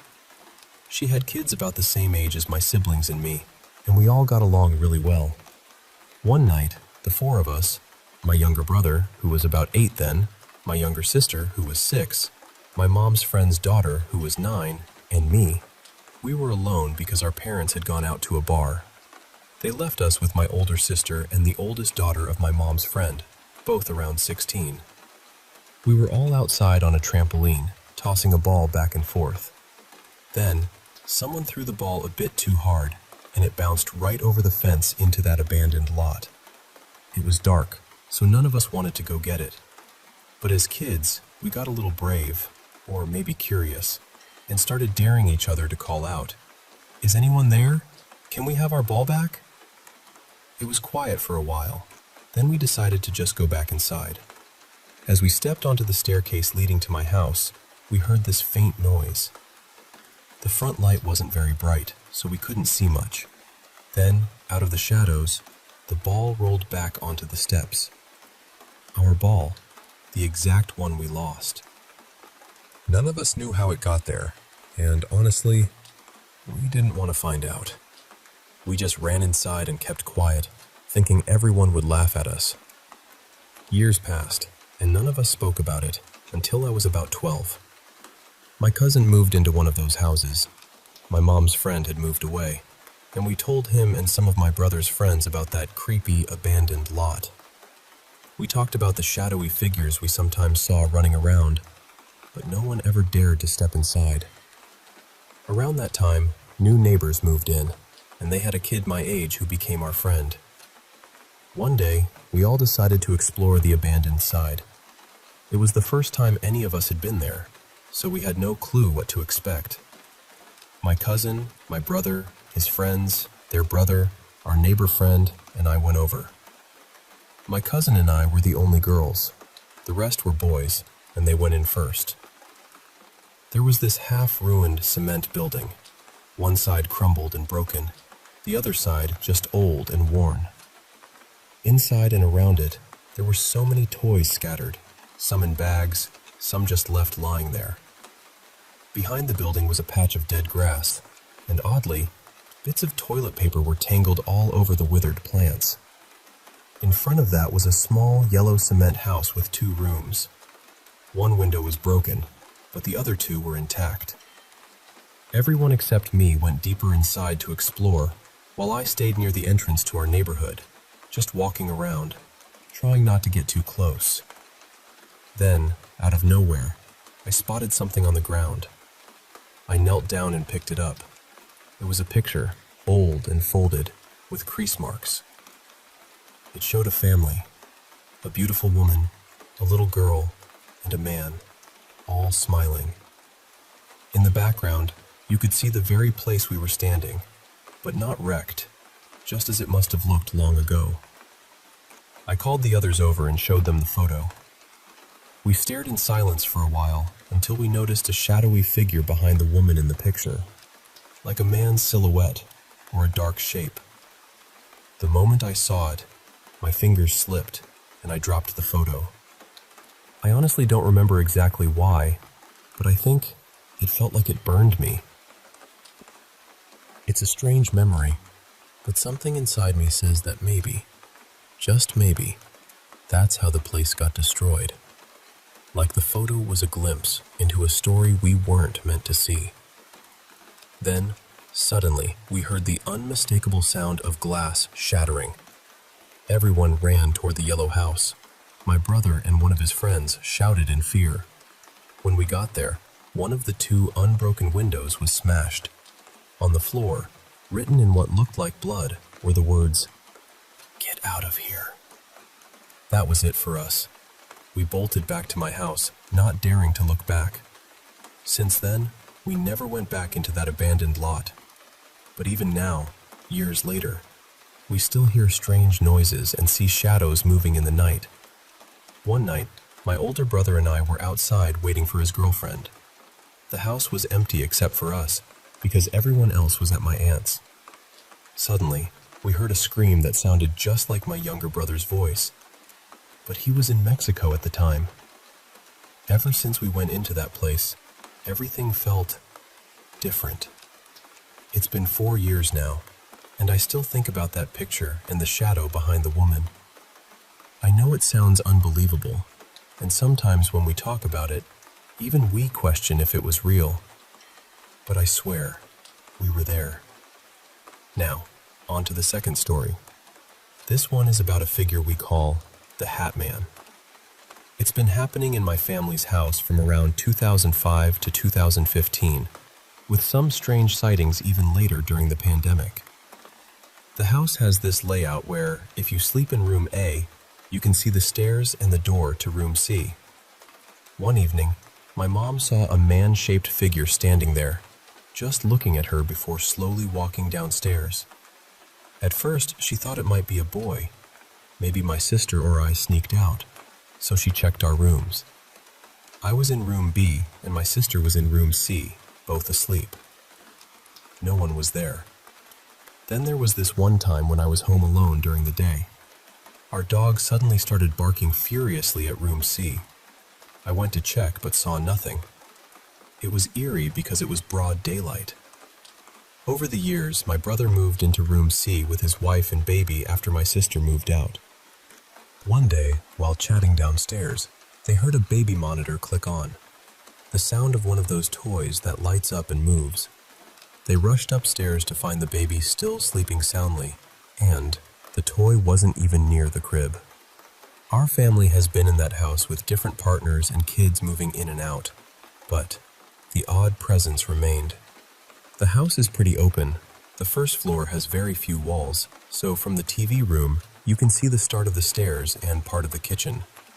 One day, I was in the TV room watching TV when I saw someone come down the stairs and walk into the kitchen. I waited to see the kitchen lights turn on or someone appear, but no one was there. That was the first time I saw the figure myself. Around that time, my boyfriend was helping me cook while I was picking a show to watch. He suddenly said, "I saw you." I was confused because I wasn't in the kitchen. When I asked him what he meant, he explained he saw someone walking right behind him on the exact path I saw the figure take, down the stairs and into the kitchen.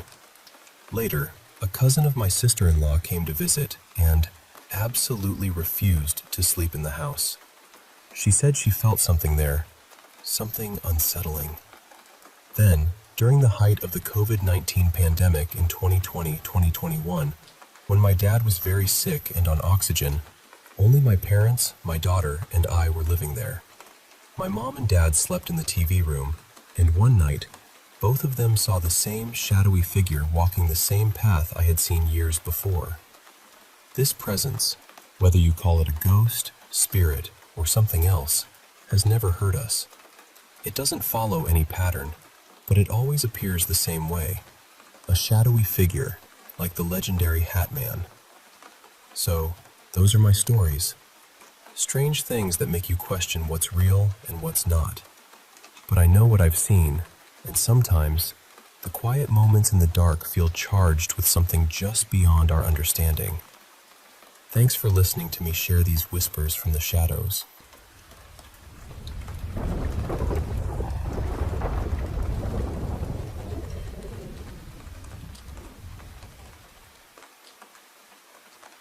When I was very young, maybe 5 or 6 years old, I used to have these incredibly vivid dreams about a place somewhere beyond Earth. It was beautiful.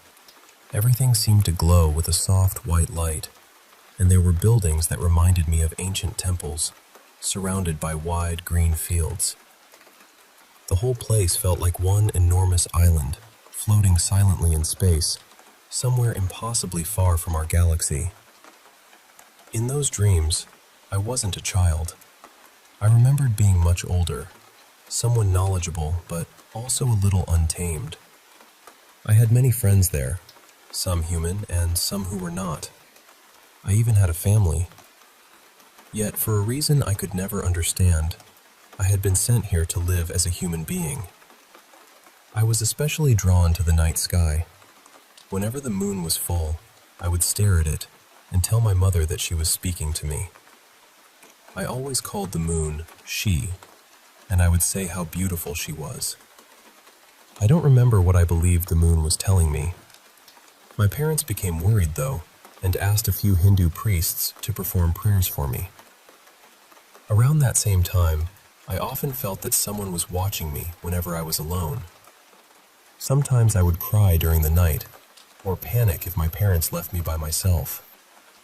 Those feelings gradually disappeared as I grew older, but a part of me still wonders whether I was somehow more sensitive to things I couldn't understand back then. Years later, shortly before my paternal grandfather died, several strange things happened in our home. My grandmother had already passed away, and my grandfather began telling my parents that she was visiting him while he slept. According to him, she kept disturbing his rest and asking him to come home. None of us knew what she meant by home. One afternoon, my grandfather was resting in a chair when my mother heard footsteps outside. Along with them came the delicate jingling of ankle bangles, the kind traditionally worn by many women in India.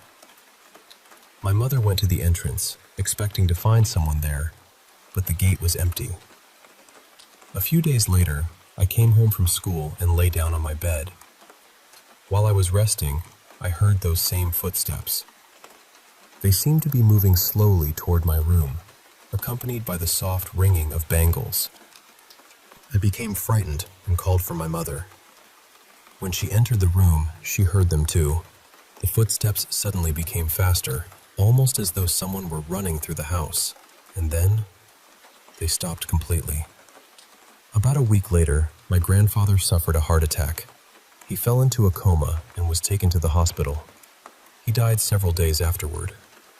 The night before his death, many relatives and neighbors were staying at our house. Nearly everyone heard footsteps and the sound of bangles moving across the rooftop. Some people said it sounded as though a woman were dancing above us. After my grandfather died, the sounds never returned. Another incident happened when I was a teenager. One evening, I was walking home from an English tutoring class. My route took me through a narrow alley filled with unfinished buildings. There were no proper lights, and most of the structures were dark and empty. As I passed one of them, I heard a woman crying. Something about the sound made me stop. It wasn't ordinary crying. It seemed distant at first, but painfully clear, and it was coming from the unfinished building on my left. Without really deciding to, I began walking toward it. Then 4 dogs that had been sleeping nearby suddenly stood up.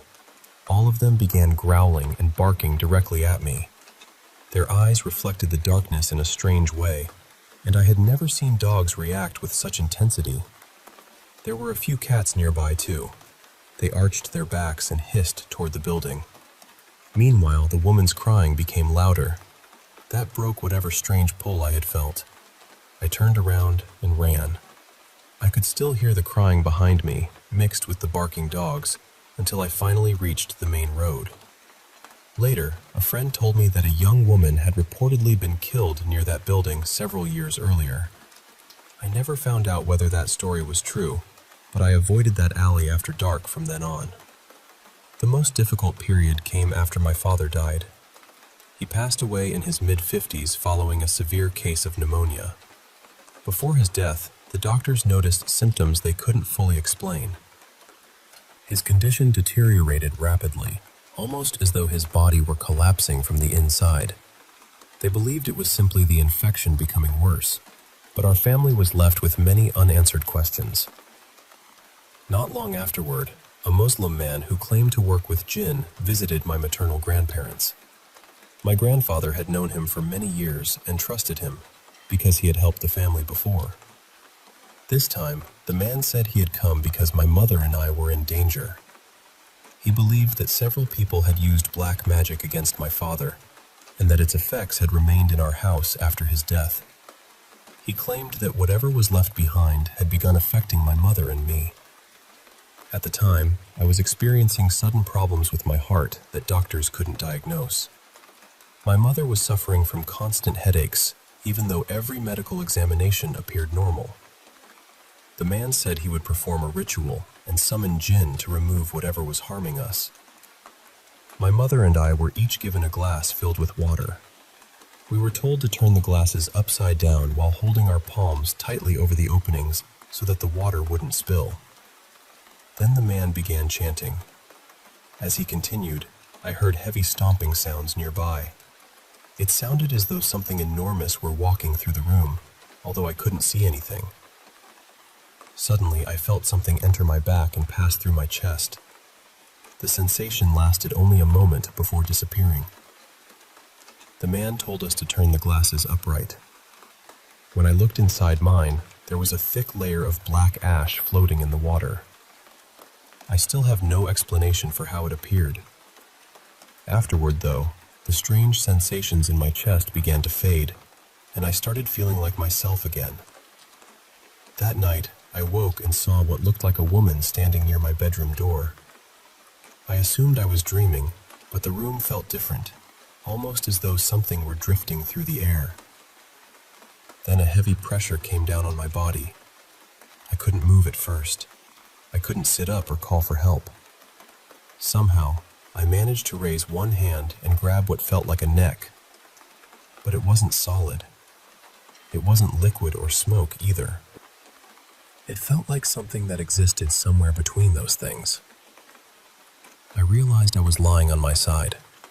Slowly, the pressure lifted, and whatever I had grabbed disappeared. I screamed, and the sound woke everyone in the house. My mother and grandparents rushed into my room, but by then, there was nothing there. About a year after my father's death, something similar happened to my mother. This time, I was nearby. I saw a faint, transparent shape close to her. I couldn't understand what I was looking at, but I reacted instinctively and punched toward it. It felt as though my fist were moving through extremely thick, heavy air. A moment later, the presence seemed to vanish. I closed the windows in my mother's room and stayed with her until she felt safe again. Even today, I don't claim to understand what any of these experiences were. Some may have natural explanations. Others may have been shaped by fear, grief, dreams, or things happening inside the mind. But I know what I remember. And sometimes, when I look up at a bright full moon, I still think about that glowing place from my childhood dreams and wonder whether some part of me once called it home.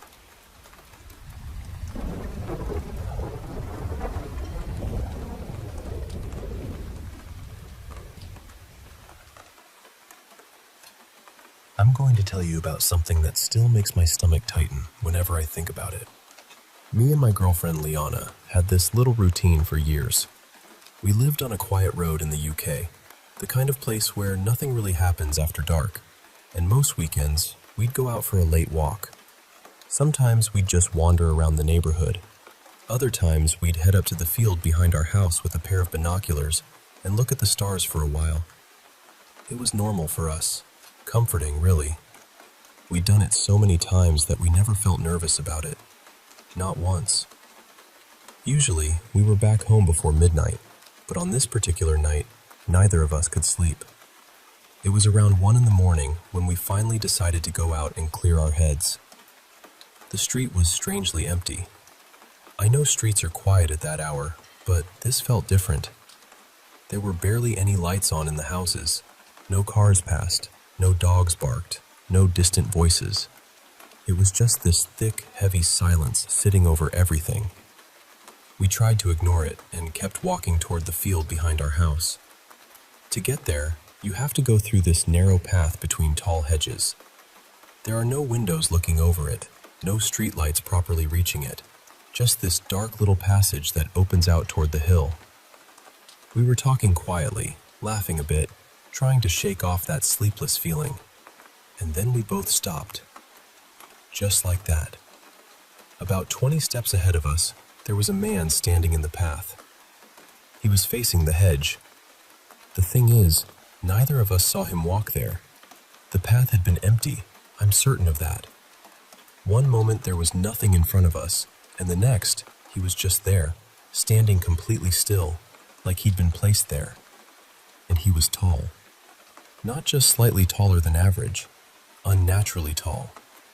tall enough that on such a narrow path, there's no possible way we would have missed him. He was dressed in what looked like black leather from head to toe. At first, he didn't move at all. He just stood there, turned toward the hedge. I couldn't see his face properly, even though we were close enough that I should have been able to. There were no clear features, no eyes catching the light, no nose shape, no expression. It looked almost smooth, like skin stretched over the place where a face should have been. Then he started moving. And this is the part I hate trying to explain, because there's no way to describe it without sounding ridiculous. His body looked like it was walking in one direction, but he was moving in another. It was like he was facing sideways and making the motions of walking forward, stiff arms, legs stepping normally. But instead of going where his body was pointed, he was drifting diagonally toward us. The movement didn't match the direction. It reminded me of a broken character in a video game, when the animation glitches and the body slides across the ground in a way it shouldn't. His steps were jerky for a second, then weirdly smooth, then wrong again. Like something had learned how walking looked, but not how it actually worked. And he was getting closer. That was the worst part. He was moving toward us in this impossible sliding way, and there was no sound at all. No footsteps. No breathing. No rustle of clothing. Nothing. I grabbed Liana's hand and started backing us away. Neither of us spoke at first. I remember whispering, "Don't look at him," even though I was still staring right at him. Then we turned around and walked home as fast as we could without fully running. After a few seconds, I looked back. He was gone. Not walking away, not standing in the path. Gone. The whole way home, I kept checking behind us, expecting to see him at the end of the street or right behind us somehow. But every time I turned around, there was nothing. Just empty road, dark houses, and that awful quiet. Then, while we were still walking back, we both noticed something in the sky. 3 bright dots. They were moving together in a perfect triangle formation, way faster than any plane I've ever seen. Completely silent, too. They crossed the sky and disappeared out of sight in seconds. Maybe it had nothing to do with the man. Maybe. But after what we'd just seen, it felt connected in the worst possible way. When we got home, we locked the door and immediately started describing what we had seen. We both remembered it the same way. The height, the black clothing, the blank face, the impossible way he moved. We weren't drunk. We weren't on anything. We were wide awake by then, believe me. For a little while, we tried to calm down. Then our Ring doorbell notification went off. "There is someone at your front door." Our bedroom window was open, which suddenly felt like the stupidest mistake in the world. We froze and listened. At first, we heard low grunting outside, like someone was hurt or struggling to breathe. Then there were slow, scraping footsteps near the house, dragging almost. Then, suddenly, another set of footsteps started, faster ones, like someone else was moving quickly outside. And then everything stopped. Dead silent again. We checked the Ring camera straight away. There was nobody there. The street was empty the entire time. No one at the door, no one walking past, nothing visible on the camera at all. To this day, I don't know what we saw on that path. I don't know what those lights were, and I don't know what triggered the doorbell afterward. But I know this much. Whatever that man was, he did not move like a normal person.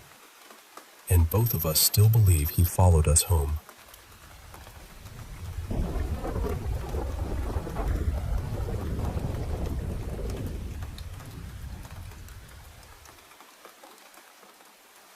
Hey there, I want to share a story that's really close to my heart.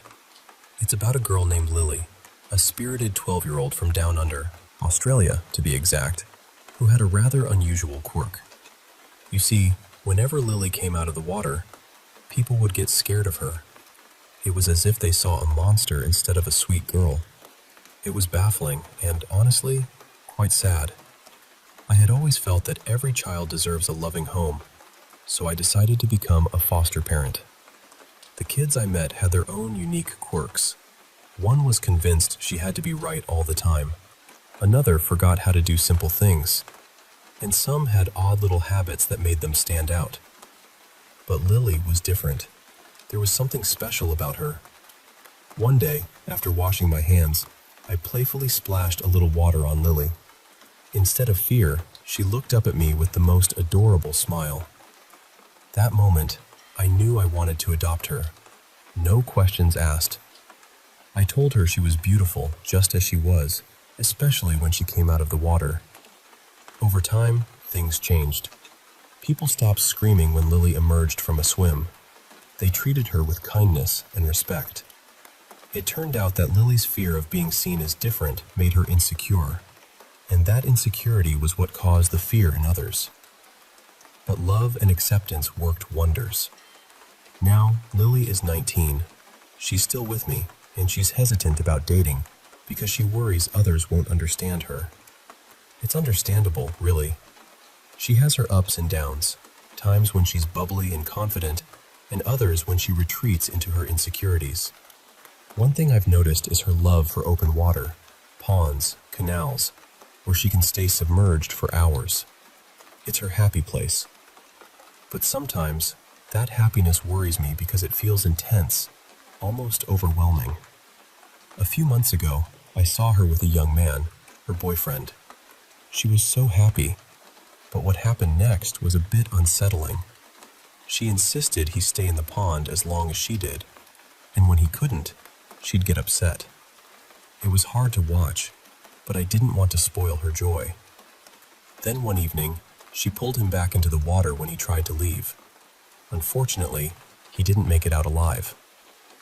Lily was devastated, blaming him for not staying as she wished. After that, she fell back into her darker, insecure phase. Late one night, I went to the pond to check on them. What I found chilled me.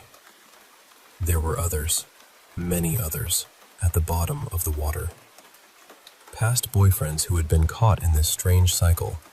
It was heartbreaking. Despite all this, when Lily's in her good moments, she's caring and loving, especially towards me. She cooks breakfast, checks in on me like a devoted daughter. She's got another boyfriend now, and while I worry, I also appreciate the bond we share. Lily's story is one of love, acceptance, and the struggles that come with being different. It's taught me that sometimes understanding and patience can change everything. And I'll always be here for her, through every splash and every smile.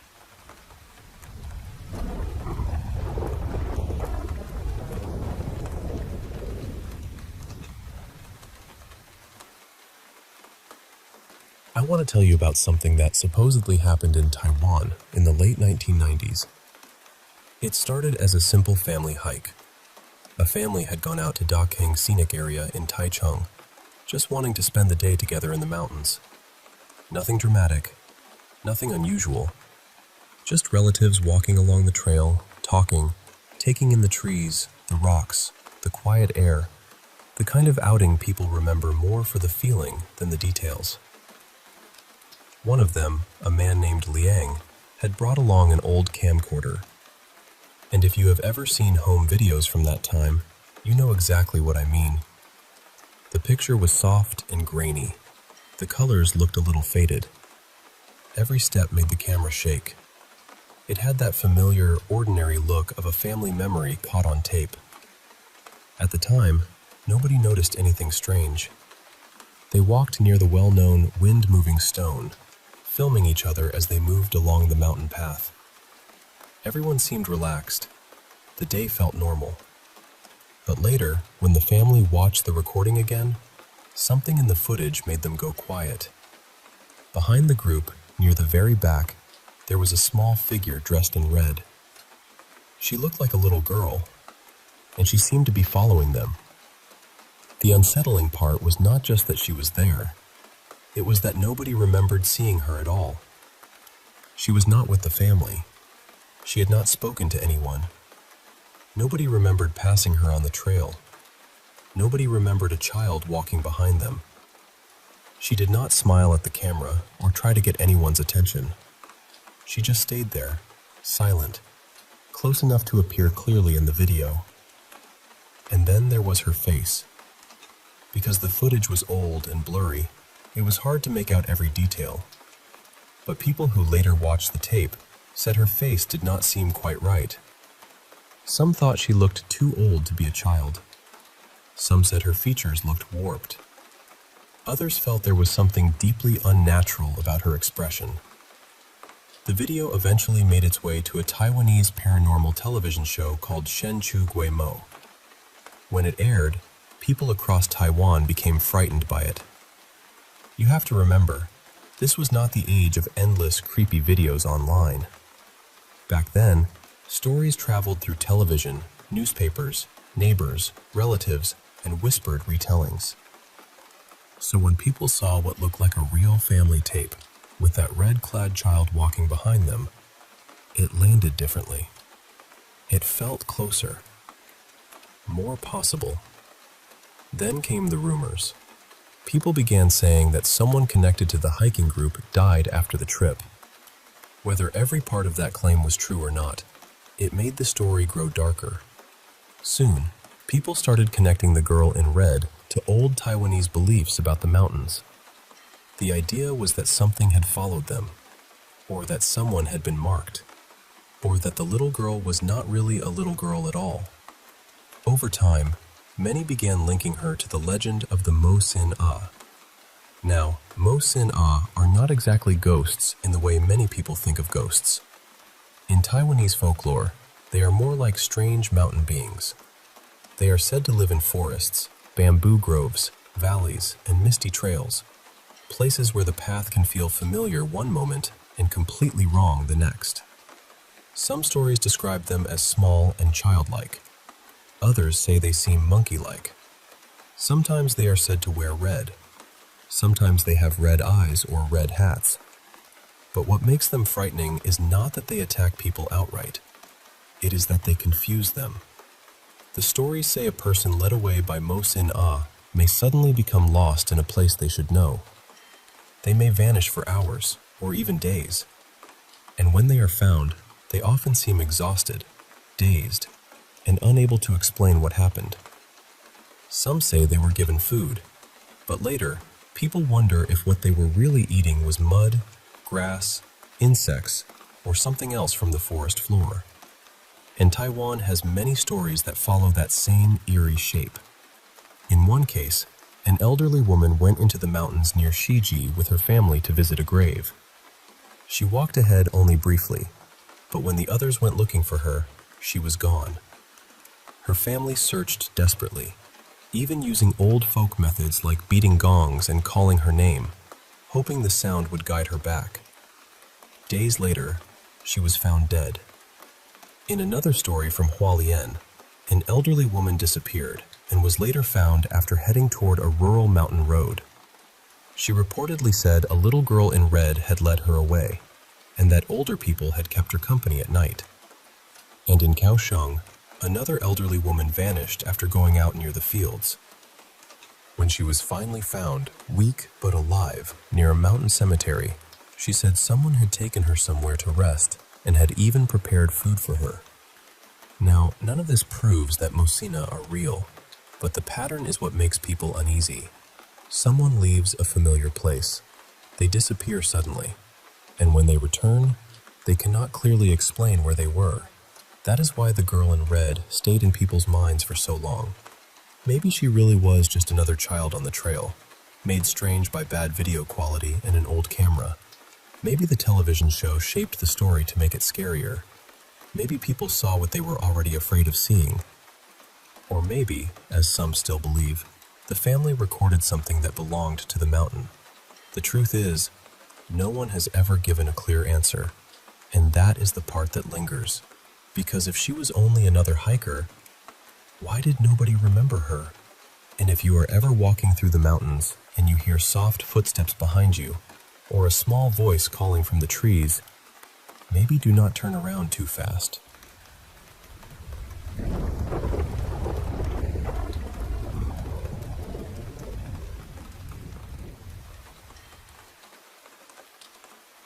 You know, I was about 16 when this happened.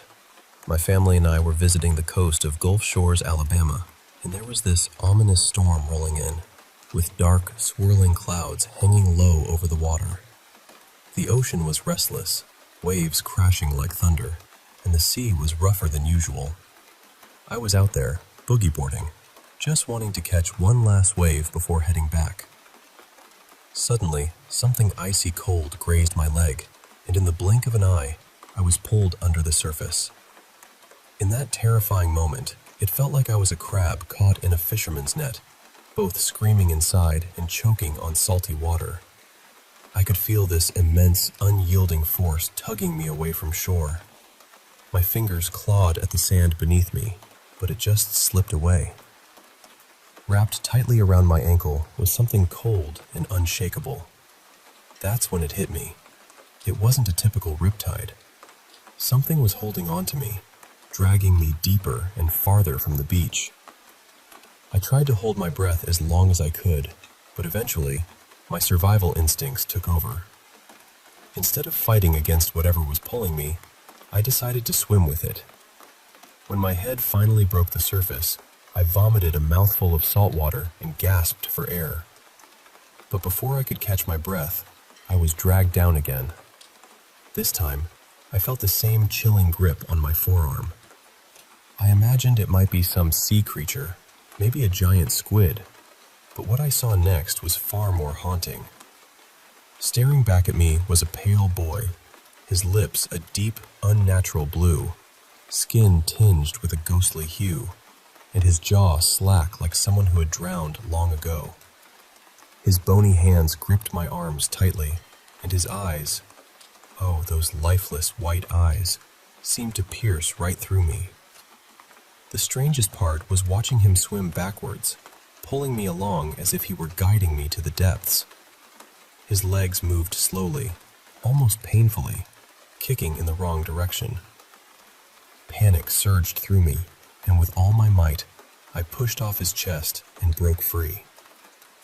The last image burned into my mind was that toothless grin spreading across his face as he sank into the dark abyss, a chilling lullaby echoing around me like some eerie, demonic song. When I finally resurfaced and took in deep, gasping breaths, I realized I was only about 100 yards from shore. I swam with every ounce of strength I had, despite the exhaustion dragging at me. Then, my feet found the sandbar, and I collapsed, waves crashing violently around me, thunder growling overhead. I told my parents what happened. The boy, the grip, the terrifying pull beneath the waves. My dad, ever the skeptic, said, "Sometimes, in moments of extreme stress, your mind plays tricks on you." But the next morning, when I showed him the marks, deep, finger-shaped bruises on my wrists and ankles, his face revealed a fear he couldn't hide. I couldn't shake the feeling that maybe, just maybe, those lost to the sea weren't always victims of natural forces.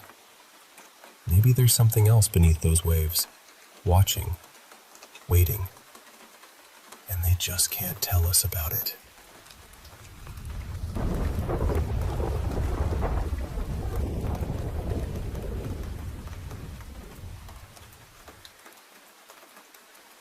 You know, back when I was stationed in Afghanistan, I had one of those moments that sticks with you forever, the kind you never want to relive. I was Corporal Davis, and we were moving through some rugged mountains. One night, I made a terrible mistake. I thought I saw a hostile group, but it turned out they were just a wandering family, harmless really. I fired, and the guilt hit me like a freight train. We set up camp in a cave to rest, the kind of place where the silence feels heavier than the mountain air. In the dead of night, I woke up to this strange sensation, a light tickling on my face, and this whisper, almost like a breath, saying, "Devolve." It's Arabic for devolve. I swatted at my face, thinking maybe it was a bug, but when I turned on my flashlight, I saw this huge lizard dart away into the shadows. Then, just at the cave's mouth, a shadow moved. I grabbed my rifle, heart pounding, only to find Specialist Higgins standing guard in the trench. I asked if he had just walked by the cave, but he swore he hadn't left his post all night. Little did I know, that night was the last I'd spend in Afghanistan for a while. The next morning, right after the shooting, I got a text from my wife that felt like a punch to the gut. "Something's happening to our daughter. Call me ASAP." I scrambled to get home, but the flight was slow and I was desperate. When I finally arrived, I was met with a nightmare. My daughter Callie looked like a ghost, pale, frail, with a rash spreading across her torso. I begged for the plane to move faster, but no luck. I was helpless. When I walked into the house, my heart sank even further. Callie was nowhere to be found, and my wife was sobbing in my arms. I asked what happened, if she'd been to the doctor, but my wife couldn't speak. She just pointed toward the dining room. There, sitting on the table, was a cage with a pale iguana perched inside. I lost it, shouting, "What kind of sick joke is this?" Then, the lizard opened its mouth and said, "It's me, Daddy." I broke down, thinking I was losing my mind. But I wasn't hallucinating. The next day, we had to put that iguana into a sanitized jar, and the day after, ashes scattered in an ashtray. Last night I was bathing my other daughter, Clara. She kept scratching under her arms, and when I lifted them, the rash was worse than before, and her ribs were sticking out. Then, she looked at me and said something that chilled me to the core. "Dad, what does devolve mean?" I keep hearing it in my sleep. It's like the nightmare is far from over, and I'm just waiting for the next chapter to unfold.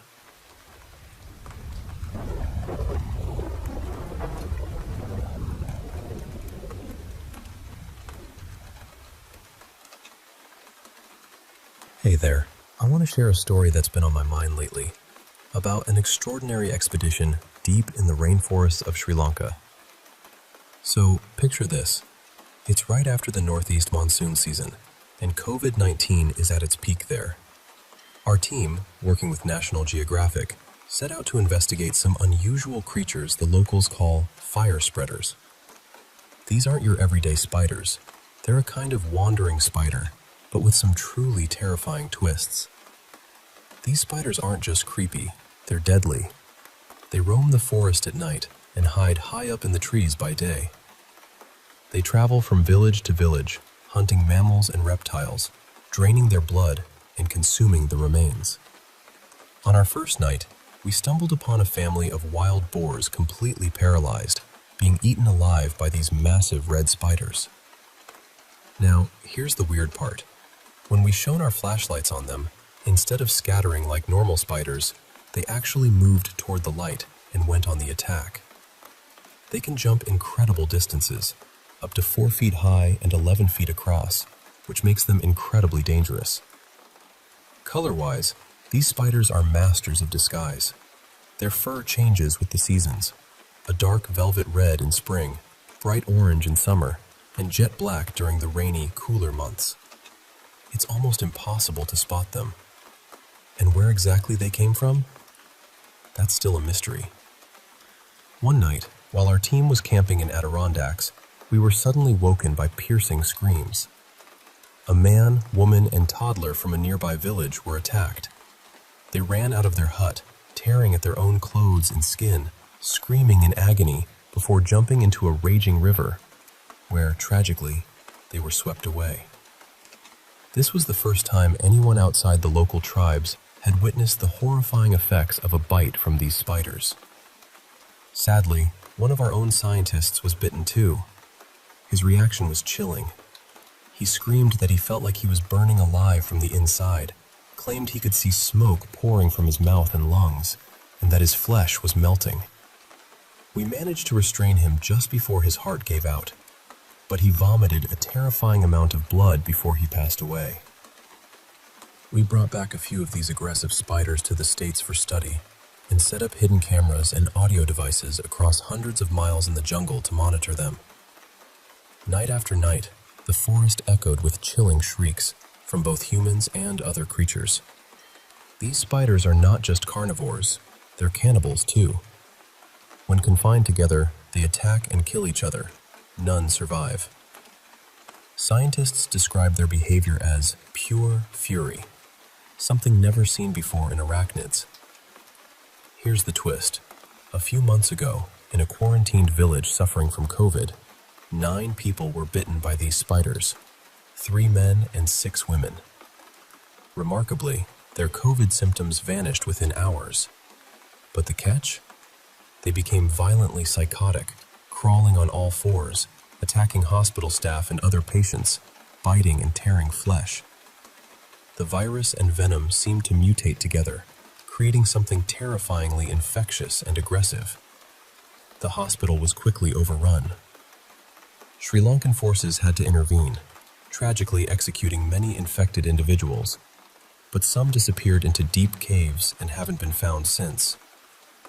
Recently, the CDC conducted a case study on a 72-year-old woman who was given a controlled dose of the pathogen and venom. Her reaction was extraordinary and terrifying. Though legally blind, she suddenly gained eagle-like vision and claimed she could smell roses from over 1,000 feet away, despite multiple walls and thick concrete between her and an actual rose garden. Her heart rate skyrocketed, and despite extreme sedation, she violently attacked staff, causing severe injuries. Now she's in an induced coma, and doctors are struggling to find a way to reverse the effects of this venom-pathogen combination. It's unclear if she will ever recover. Confidential reports suggest that this new mutation, called SRI-91, has already overrun an entire community in Sri Lanka.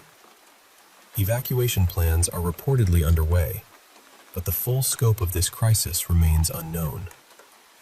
It's a chilling reminder of how nature can surprise us, and how much we still have to learn about the world's hidden dangers. Thanks for listening. I hope you found this story as haunting and fascinating as I did.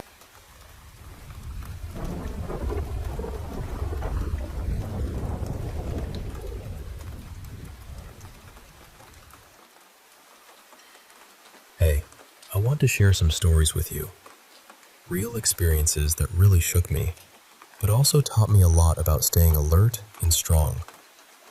So, picture this. It's Christmas Eve, 2020. I'm out driving for a rideshare app, just a few hours before heading to my mom's with my wife and our new baby. Nothing fancy planned, just the usual. I get a ride request from a pretty run-down apartment complex. Nothing unusual for me. When I arrive, I meet my passenger, a guy carrying several boxes of his stuff. My car's an older Chevy Impala, so space is tight, but we manage. During the ride, he breaks down, telling me his girlfriend was cheating on him, and he caught them earlier that night. He couldn't stay there because the lease was in her name, so I'm taking him to a motel in a rough part of town, known for all the vices you can imagine. Drugs, gangs, shady motels. At the motel, he asks me to wait while he checks in, and sure, I do. I have a concealed, holstered gun under my seat for protection. I've had some close calls before, so I'm on edge, especially seeing homeless folks around, including one passed out with a needle still in his arm. As I help unload his stuff, I notice a guy emerge from a nearby room, followed by 2 women. One woman bangs on a door, opens it, and then the guy pulls out a shotgun from his coat and storms in, the women following behind. I hear shouting and get ready for the worst. Suddenly, my passenger comes up and says, "I've got this, man. You should get out of here. Merry Christmas." He even slips me some cash without me noticing. I knew those people saw me and my gun, so I had to leave fast, no witnesses. I sped off, called the cops with all the details, and signed out for the night. Later, the police couldn't find the gunman or those women, and the room's occupants denied everything. But I know what I saw. Now, another story from a few years earlier, July 4th, 2019. I was a corrections officer working nights in a maximum security prison. That day, I'd been enjoying a barbecue with my family, but I had to work, which was tough. At the prison, things were routine until just after midnight, when I heard an inmate cackling in a strange way. I checked around, but found nothing. Then I noticed one inmate acting weird, talking to himself and giving me attitude. I decided to have his cell searched. When officers went to pull him out, I waited downstairs to keep things safe, but he took forever to come out, only wearing shorts and a do-rag. I called him down, but he refused, watching intently as they searched his cell.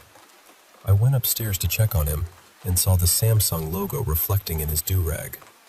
I realized he had a cell phone, which was forbidden. I called for backup, and as we tried to cuff him, he suddenly pulled out a sharp metal rod disguised as a phone. He attacked me, stabbing my chest. I yelled for the other officers to spray him with bear spray, which helped subdue him. I was stabbed 4 times but survived. After that, I was forced to resign for safety reasons, and things changed. Everyone in maximum security prisons now wears vests. It's been hard, feeling abandoned by former coworkers, but I keep going. Court is coming for him, with multiple attempted murder charges. Then, there was a night driving for Lyft again, this time in a big city. I noticed a black car with super tinted windows circling the parking lot where I was parked. It passed by slowly and stopped right behind my car once. My gut said something was off, so I moved to a better spot and eventually got a ride request. I never saw that car again. I don't know what their intentions were, but it definitely raised my paranoia. Stay observant of your surroundings, friends. These experiences taught me that. Now, on a different note, I want to share a story about a shadowy encounter in my teens. I was living with my dad in an apartment with a simple layout. One day, as I was heading to my room carrying some stuff, I suddenly felt this overwhelming dread. I looked up and saw a towering, inky black silhouette, a shadow person, with no eyes, just a dark outline of a man reaching the ceiling. I dropped everything in shock. I quickly turned on the hallway light, and he vanished. I don't know if he was there to protect me or something else, but I haven't seen him since. It was unforgettable. And lastly, a little creepiness from my retail job. I work at a big store, helping with online grocery pickup. There's this regular customer, Tom, who always wears a stained old mask and drives a blue car. Every time I load his groceries, I gag slightly because the trunk reeks of bleach, trying to cover up the smell of dirty laundry and something worse. Tom is friendly, but a bit socially awkward, often confusing me with other coworkers. He calls me beautiful and nice, which is polite but also a bit unsettling given the state of his vehicle. I keep my distance and stay professional. These stories might sound all over the place, but they all taught me about caution, resilience, and the weirdness life sometimes throws at us. I hope sharing them helps you feel less alone in your own fears and reminds you to stay safe and trust your instincts. Thanks for listening.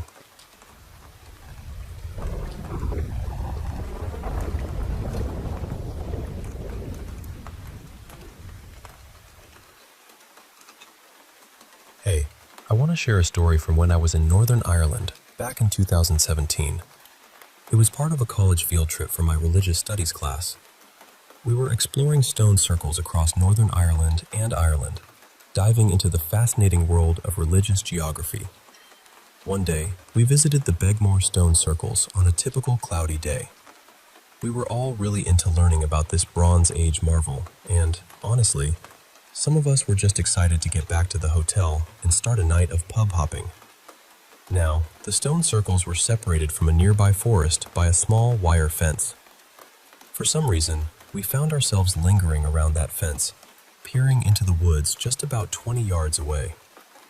Up until then, we hadn't ventured into any forests during the trip. We mostly stuck to sites surrounded by farmland. But there was this pull, this curiosity, and I really wanted to see what was inside that old woodland. Everyone seemed to feel it too. I decided to climb over the small wire fence to explore a bit. These woods were unlike any I'd seen back in North America. The branches were thick, so thick you couldn't really stand upright inside. I had to bend over to make my way through. The ground was covered with a soft, light brown moss, dotted with tree roots. I moved quickly, eyes on the ground to avoid tripping. I felt this giddy excitement, like a kid sneaking somewhere they're not supposed to be. I picked up speed, feeling light on my feet. Then, I looked up to make sure I wouldn't run into a tree trunk, and that's when I saw it. Legs. Human legs, just standing there among the trees. I could only see the legs. The thick branches hid everything else. It was so strange. How could someone be standing in such dense woods like that? I felt this instinctual fear, almost animal-like, even though it didn't make much sense. I told myself they couldn't see me since I couldn't see their face, but somehow it felt like they knew I was there. Why would anyone be out here alone? We were the only group at the stone circles, and there were no houses nearby. I looked back and realized I'd gone much deeper into the woods than I thought. The light from the entrance was barely visible. It was so quiet. They must have heard me coming. My mind raced. I'm closer to them than to the exit. They could reach me before I get out. I stood there for what felt like an eternity, but was probably less than a minute. I didn't see the legs move, but I could tell they were facing me, not away. Suddenly, that thrill of being somewhere forbidden faded, replaced by a heavy nausea. Like a deer sensing a hunter, I turned and ran. I sprinted through the trees, still bent over, dodging branches as fast as I could. I didn't look down this time and stumbled a bit, just focused on the light at the edge of the forest. Branches grabbed at my hair and clothes, and I couldn't hear anything but my own heavy breathing. When I finally burst through the tree line, that weight lifted off me. The group by the fence looked shocked to see me come flying out like that. I told them I thought I saw someone, or something, but it almost felt wrong to say it out loud. We left soon after that. To this day, I'm not sure what I saw. Was it just a person hiding deep in the forest? Or something else? A fae? A spirit? Maybe even the Green Man? All I know is that it felt otherworldly. Anyway, thought I'd share this little mystery with you. Happy St. Patrick's Day, everyone!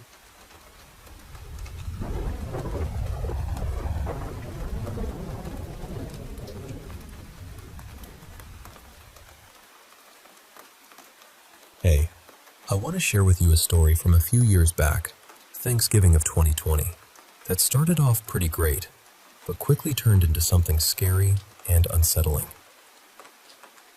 So, I'm a 31-year-old nursing student, and that year, I had just passed an exam with a pretty good score, around 88%. I spent the evening before Thanksgiving with my boyfriend Jamie and his family. He was about to leave for a Cal Fire base, so it felt like a special time. Then, on Thanksgiving Day itself, I was with my brother's family. I left early in the morning around 8 a.m., feeling wiped out but also kind of restless. My mind was racing. I wanted to surprise my sister and her kids with a gift. When she didn't respond to my messages, my anxious energy kicked in, and in a bit of a manic mood, I decided to just go to her house unannounced. Thanksgiving was lively. Lots of food, booze, dancing, all the good stuff. Around 6 p.m., I started planning my trip to Jamie's temporary place. We got into a little spat because I told him I wanted to leave around 1 a.m. for the 3-hour drive. He was worried about driving so late in the dark through rural areas, but I insisted, telling him, "Hey, I'm an adult. I can handle it." Looking back, maybe not the best choice. We eventually agreed on my arrival time.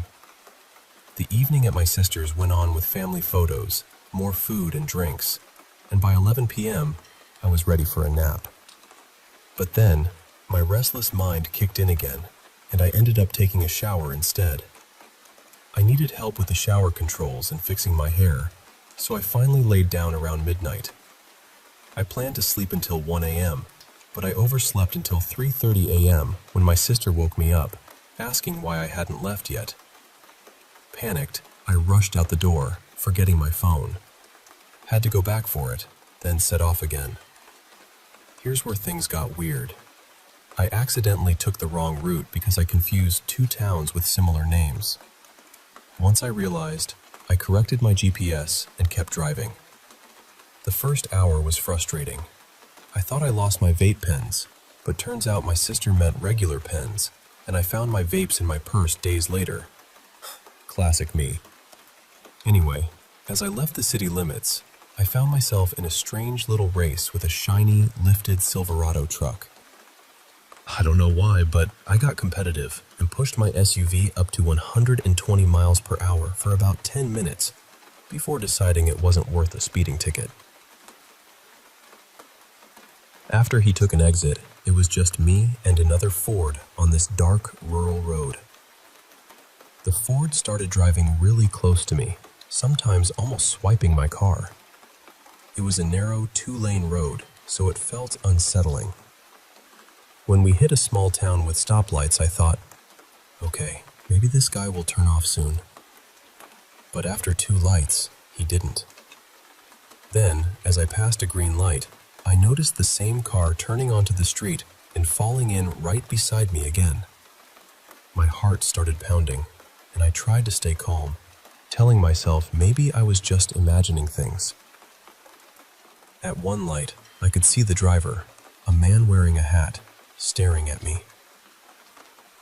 The light turned green, but I stayed put, hoping he would go. He didn't. I slowly drove through the intersection while he kept pace with me. Then a truck behind me honked, and I took that as a sign to speed up. The Ford followed, trying to cut me off, weaving dangerously close, even oncoming traffic lanes.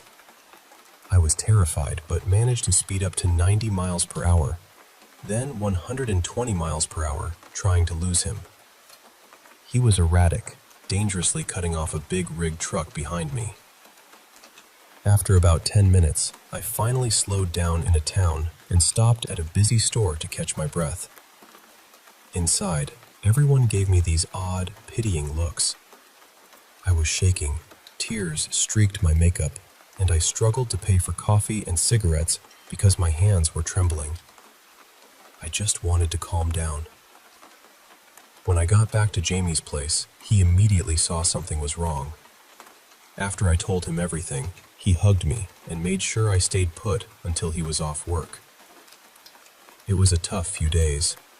I couldn't focus on studying, still shaky and haunted by the drive. Looking back, I wish I had listened to Jamie.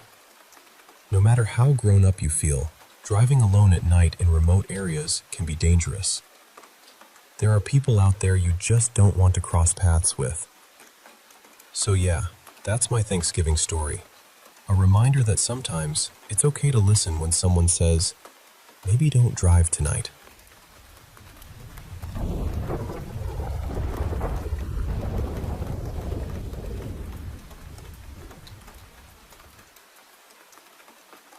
Hey, I want to share something that happened to me about a decade ago.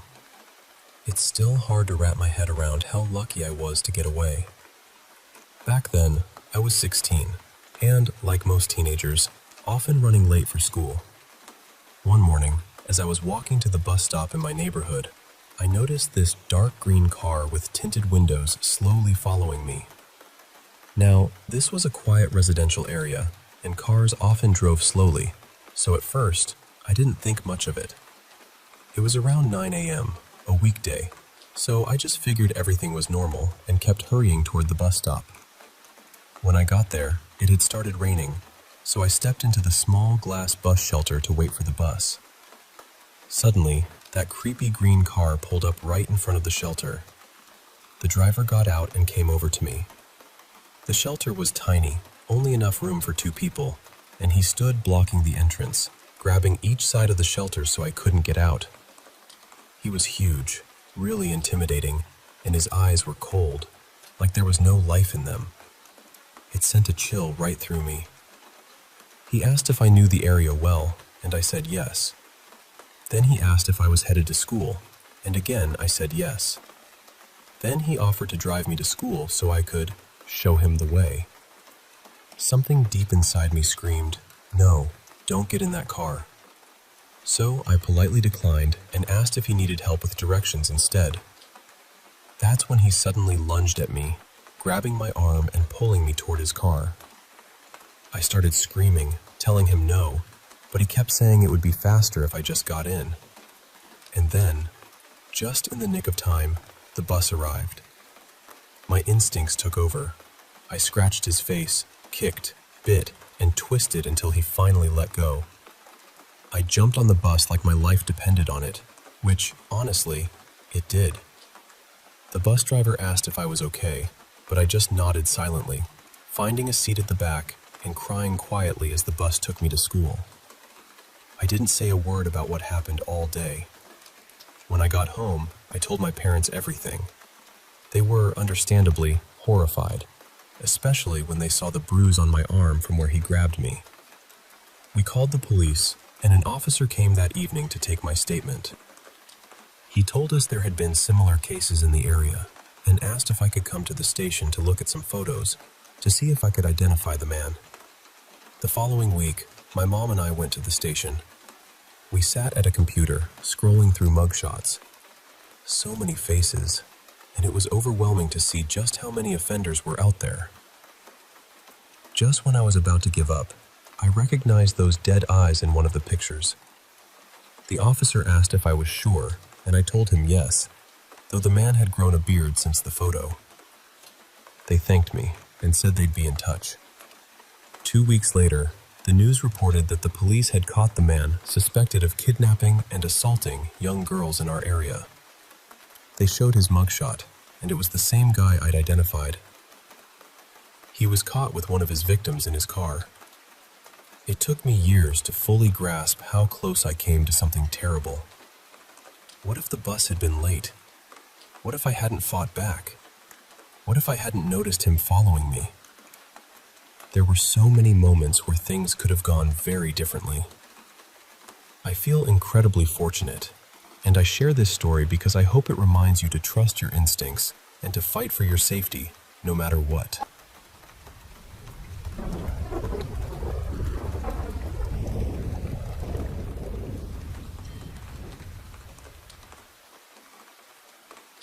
Hey, I want to share a story with you.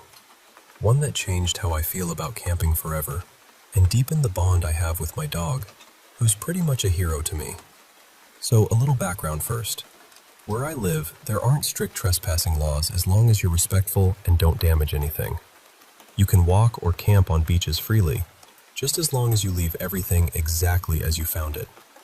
When I was a kid, camping was this big family thing. We'd go several times a year with my parents and their friends, usually about 10 people, kids included. We'd head to this super remote beach on the coast. It wasn't just us there. Other families came too, with their boats and tents. It was this really chill, family-friendly spot. Even had some basic toilets and showers, which was a lifesaver in the middle of nowhere. Now, fast forward to spring of 2012. I know this because I got my dog Mozzarella the winter before as a birthday present to myself. I picked her from the shelter. She was 6 months old then, rescued from a terrible dog-fighting ring. We think she's a mix, maybe a lurcher and staffy. She's calm and sweet with people and other dogs, but don't mess with her. She's fiercely protective. This camping trip was different. None of the family friends could come, so it was just me, my sister, and our parents. I didn't mind. I was more attached to Mozzarella anyway. We left late. The drive took around 6 hours, and we got there just as the sun was setting.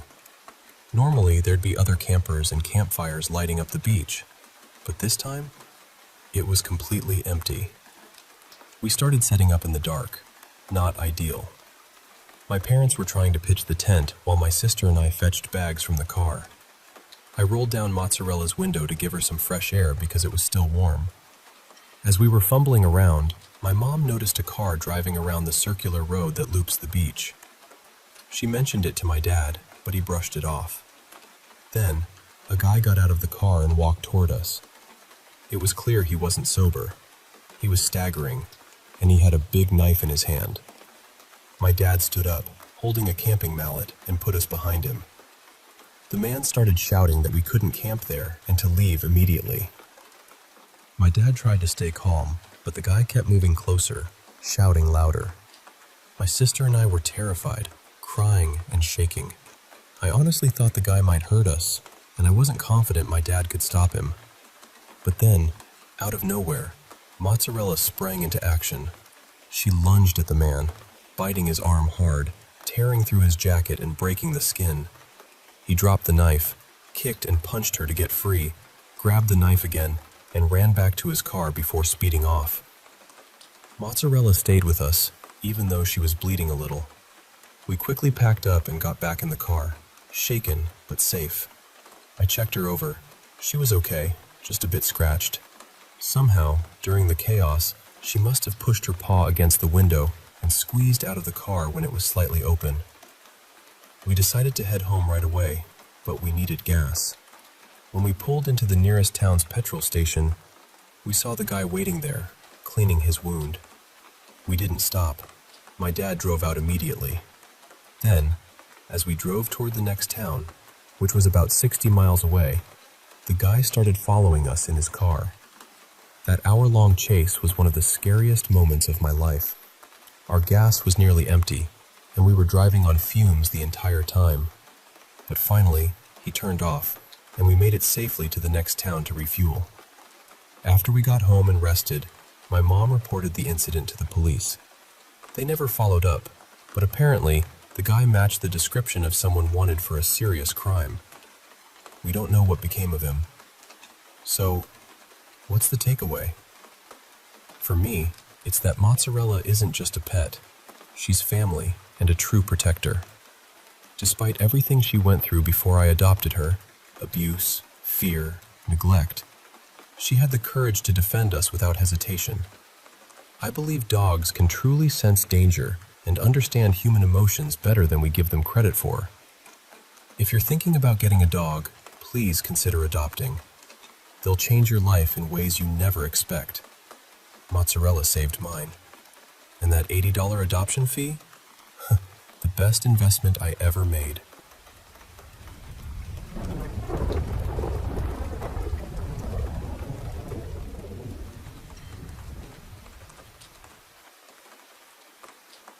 I've never told this story anywhere before, but every time I think about it, it still gives me that strange, cold feeling in my chest. It happened a few years ago when my father and his wife, Marla, took a trip to Rome with a small group of friends. I think there were 3 other couples with them, maybe 4. They rented this old historic villa just outside the busiest part of the city. Beautiful place, from what they told me. Stone walls, high ceilings, antique furniture, the kind of house that looks romantic in pictures but feels a little too quiet once the sun goes down. Now, before I get into what happened, I should probably say this. Marla and I didn't always have the easiest relationship. When I was younger, I honestly couldn't stand her. I always felt like she was watching me too closely, criticizing me, waiting for me to mess up. Maybe I was just a sensitive kid reading too much into things. Or maybe I was right. I don't really know anymore.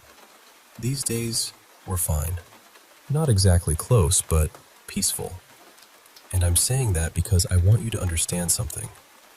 Even with all that history between us, I believe her completely. Marla is not someone who makes things up. She doesn't exaggerate for attention. She's not theatrical. Some people can tell you a wild story and, even if you love them, part of you thinks, yeah, that probably didn't happen that way. She is not one of those people. She barely has the patience for fiction. So they were all staying in different rooms throughout this old villa. My dad and Marla were on the 2nd floor, in a room with a tall window facing the outside of the house. Sometime around 3 in the morning, My dad woke up to the sound of Marla screaming right next to him. And I don't mean a startled scream. I mean the kind of scream that sounds like something has reached inside a person and pulled the terror straight out of them. The kind of scream that makes your body react before your mind even understands what's happening. It was so loud that everyone in the house woke up. Within seconds, the other couples came running down the hall and burst into the bedroom. A few of the men immediately went straight for my dad, asking what he had done to her. He was standing there in the dark, half awake, hands raised, completely stunned, saying, "Nothing. I didn't do anything. I just woke up too." Marla couldn't speak at first. She was sobbing, shaking, trying to breathe. When she finally got enough air in her lungs, she told them what she saw. She said she had opened her eyes and looked toward the window. And standing right outside the glass, staring directly into the room, was an old man with a thick beard. The thing is, they were on the second floor. There was no balcony outside that window, no terrace, no ledge, nothing someone could stand on. Just the outside wall of the house and a drop straight down to the stone courtyard below. That moment ruined the rest of the trip for her. For the next couple of days, Marla was terrified in a way my dad said he had never seen before. She wouldn't be alone in any room. She wouldn't even shower unless he sat in the bathroom with her. The whole place felt wrong after that, like the house had turned its attention toward them. Eventually, they couldn't take it anymore. They packed up early and paid for rooms somewhere else, just to get out of that villa.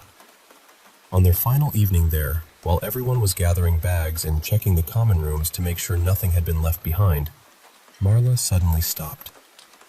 She was staring at the wall. There was an old framed photograph hanging there, faded and yellowed with age. It looked like it had been taken sometime in the late 1800s. In the picture was an elderly man with a heavy beard, sitting stiffly for the camera, holding a pipe. Marla went pale.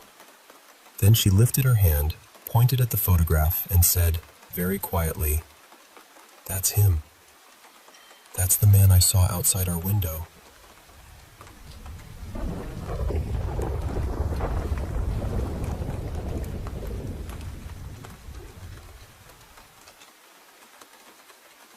I was sitting in a parked car with a few friends one night, and we were just talking, passing time, telling ghost stories like people do when they're trying to scare each other a little. At first, it was all fun. Nothing serious. Just that kind of late-night conversation where everyone starts leaning into the spooky mood. Then one of my friends, Mara, suddenly pointed at the driver's side window and said there was a handprint on it. Everyone got quiet for a second, because of course we were literally in the middle of talking about ghosts. But I didn't really react much. The print was on the outside of the car, and honestly, that didn't seem that strange to me. Someone could have walked by earlier and leaned on the glass. It happens. But then my friend sitting next to me in the back noticed another handprint on our window. And this one felt different. The fingers were angled in this really unnatural way, pointing down toward the bottom left corner of the glass. It wasn't the way you'd normally rest your hand. So we tried wiping it off, and that's when we realized the print wasn't outside. It was on the inside of the window. That was the first moment where I didn't really have a neat little explanation ready. We all tried to recreate the position of the hand just to see if one of us could have done it without thinking, but it was awkward. You had to twist your arm in a weird way to make it match. After that, we decided to leave and grab food somewhere, but the car we were in was low on gas.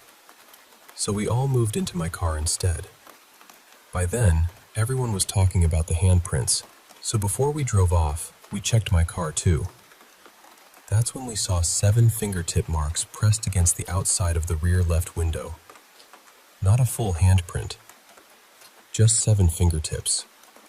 I remember thinking that was strange, but I still wasn't ready to call it anything supernatural. Weird, sure. Creepy, definitely. But I was trying to stay reasonable about it. While I was driving, we kept talking about it. At one point, I specifically noticed that my driver's side window was completely clean. No smudges, no prints, nothing. When we got to the restaurant, I parked really close to another car, so I asked my friend Eli to open my door from the outside so I wouldn't accidentally bump or scratch the car beside us. Before he opened it, he even said, "I'm only touching the door." And he did. I watched him. When I got out, I was careful too. I didn't touch the window at all. I closed the door by the frame, and we started walking toward the restaurant. But something made me turn back. I don't even know why. I just wanted to check the windows again. And on my driver's side window, the same window that had been completely clean, there were 4 fingerprints sliding downward through the glass, like someone had dragged their fingers down it. The 7 fingertip marks on the other window were still there. They hadn't changed. But these new prints were on the window that nobody had touched. I know most people hearing this are probably going to think my friends were messing with me. And honestly, I get that. If someone told me this story, I'd probably think the same thing. But the thing is, they were more scared than I was for most of the night. They believe in supernatural stuff. I really don't. Or at least, I didn't. Lately, though, I've been second-guessing that, because strange things have been happening around me for the past few weeks. Out of all of it, this incident still bothers me the most, because it wasn't just me. 3 other people were there. They saw the same things I saw. I can almost convince myself that the first prints were probably human somehow. Maybe there's an explanation for the weird angle. Maybe there's an explanation for the 7 fingertips. But that last one, I have nothing. Both Eli and I were paying attention to what we touched. We were careful. We both knew that window had been clean. And between the moment I saw it clean and the moment I came back to check it, nobody touched it. I wish I had taken pictures. I even mentioned it when I saw the last set of prints, but for some reason none of us actually pulled out a phone. I still don't understand why.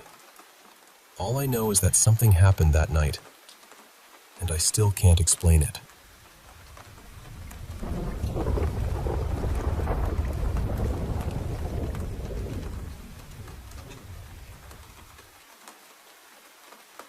I was a freshman in high school back in 2015, and a few nights a week, I would stay at my older sister's townhouse to watch her dogs while she worked overnight.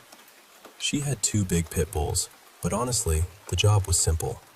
I fed them, played with them for a while, let them outside, and then put them in their kennels before bed so they wouldn't chew up the furniture while everyone was asleep. My sister usually worked until about 4 in the morning, so most nights I would just sleep there. My girlfriend at the time, Kayla, would sometimes come with me, and it usually felt pretty normal. Almost boring, really. That night started the same way. After school, we went over to my sister's place, took care of the dogs, watched some TV, played a few games, and just relaxed. Nothing felt strange. Nothing felt off. Around 10:30, we headed upstairs to my sister's bedroom to get ready for bed. The bedroom door was closed because she always kept it shut to stop the cats from getting in. Kayla and I were sitting on the bed, both on our phones, not really talking much. Then, all at once, the bedroom door started shaking. And I don't mean a little rattle. It was violent, loud, like someone was standing on the other side, grabbing the handle and trying as hard as they could to force their way in. The door wasn't even locked, but in that moment, neither of us thought about that. We just reacted. We jumped off the bed and threw ourselves against the door, pressing our legs and shoulders into it, because we truly believed someone had broken into the house and was trying to get into the room.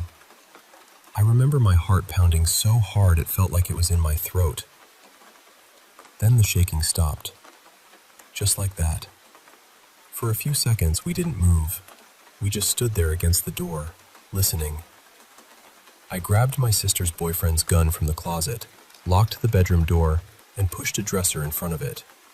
Then I looked out the window and saw that the little patio gate downstairs was wide open. That scared me even more, because my first thought was, Someone came in through there. After a few minutes, I worked up the courage to check the house. I went room by room upstairs first, then slowly made my way downstairs. But there was nothing. The front door was locked. The alarm system was still armed, and it absolutely would have gone off if someone had opened a door or window. The dogs were calm in their kennels, which made no sense to me. If anyone had actually come inside, those dogs would have lost their minds barking. One of them could even break out of the kennel if she really wanted to. Everything looked completely normal. That was the worst part. There was no sign that anything had happened, except for the fact that both of us had seen and heard that door shaking like someone was trying to get in. My sister has always been very involved in spiritual things. She reads tarot, believes in spirits, and used to go to graveyards at night with one of her close friends. He said he could hear spirits, and she said she could sometimes see them. There was also this old standing mirror from our childhood home. My sister believed it was connected to a shadow figure I used to see when I was younger. That went on for almost 2 years, until she cleansed me and the house. After that, the experiences stopped. I honestly can't remember if that mirror was in the townhouse when this happened, but if it was, I already know my sister would say that was the reason. Maybe it was a person. Maybe there's some normal explanation I'll never figure out. Or maybe it was something else. I still don't know. All I know is that Kayla and I never forgot that night, and I don't think I've ever been that scared in my life.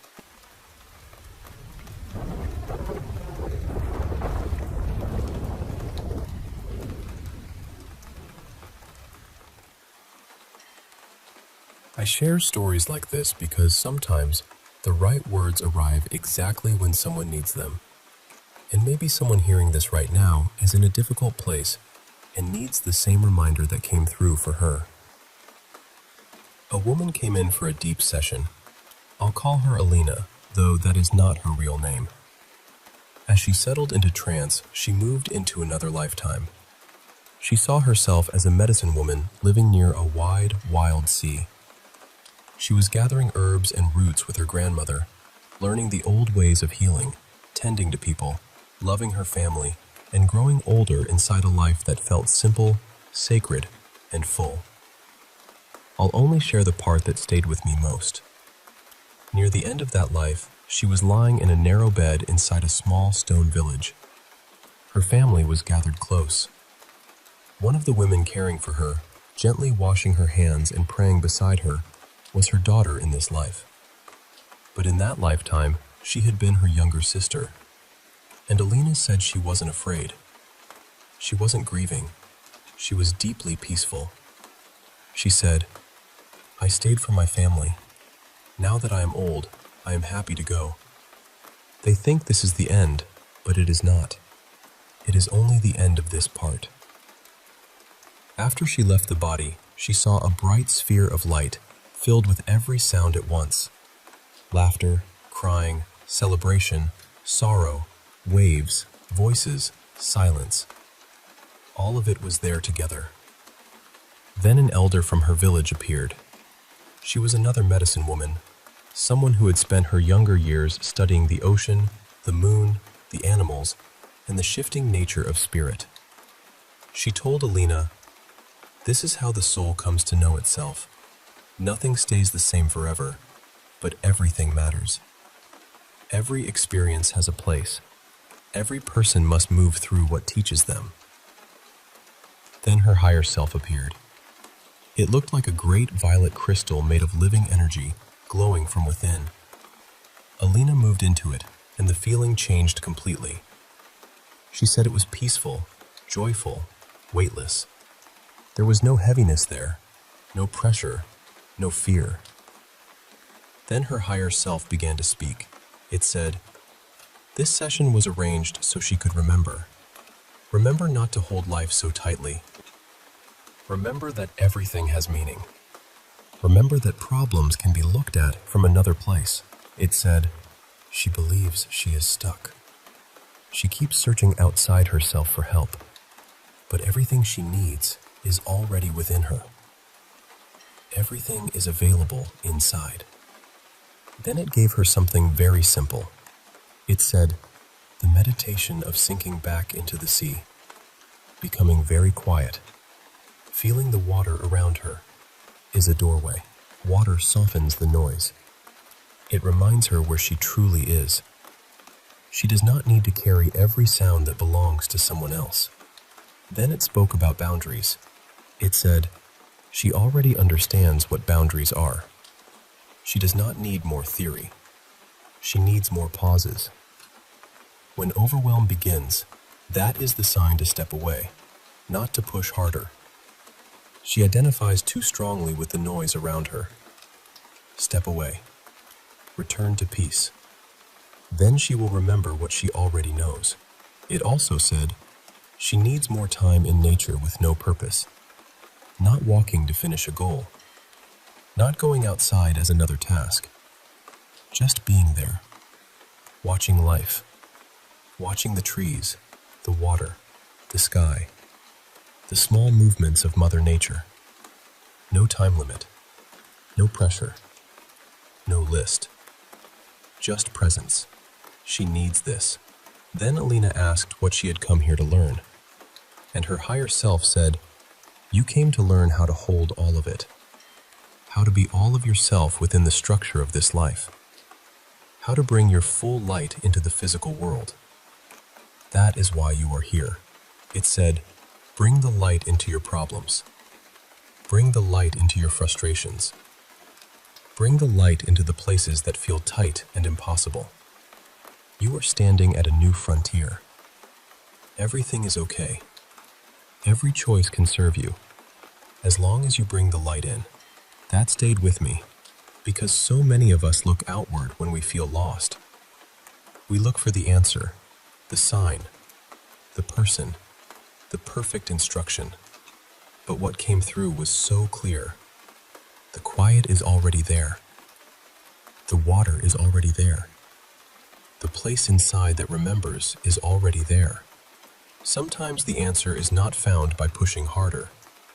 Sometimes it comes when we step away, soften the noise, and return to the part of us that was never truly lost.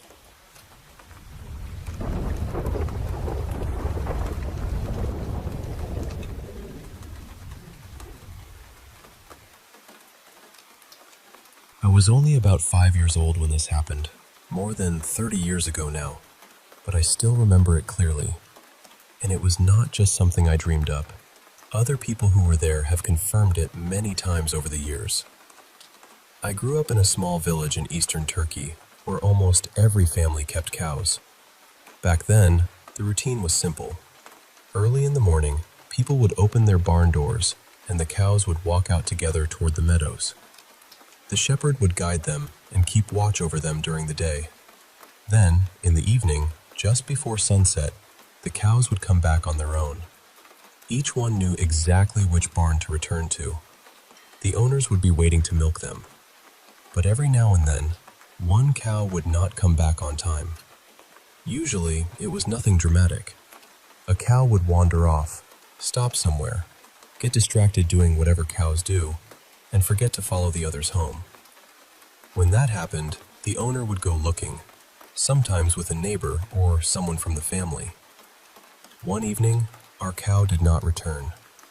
My mother asked me and my Aunt Lena to go look for her. Lena was around 14 at the time, so I followed her. As we walked, we noticed other villagers were out searching too. More and more people joined, because that evening it was not just one missing cow. Several cows had not come back. Before long, there were maybe 20 or 30 of us walking together, adults and children. Some of the kids joined just because it felt like an adventure. A few miles from the village, there was a rocky hill with patches of grass.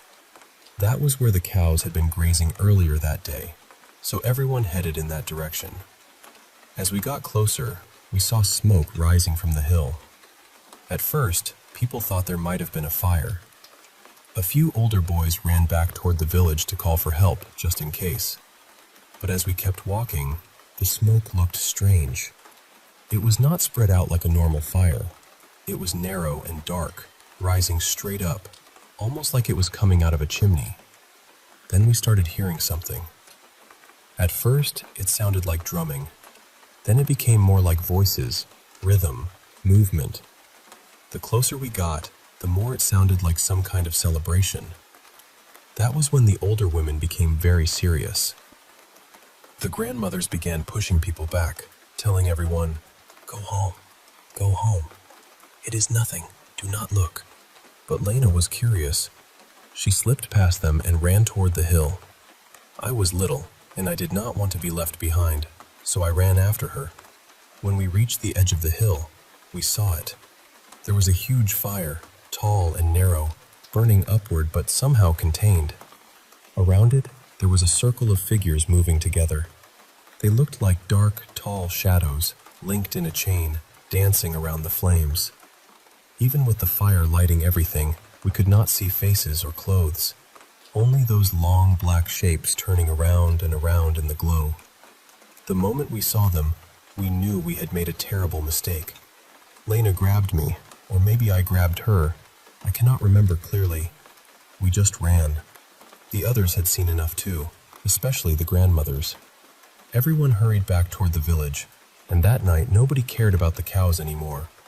We left them outside until morning. Later, the elders told us we had seen a jinn wedding.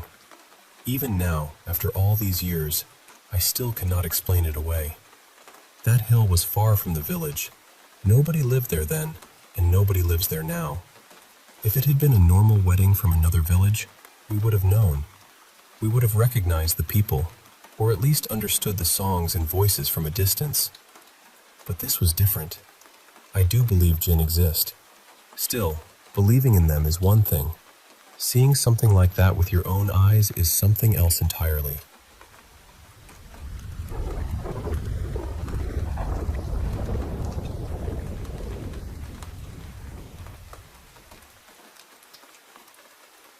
I didn't notice her in my grandfather's funeral photo until after my mother was buried. That's the part that still makes my hands go cold. It was late, maybe a little after midnight, and I was sitting alone at my kitchen table with an old photo album open in front of me. The tea beside me had gone completely cold.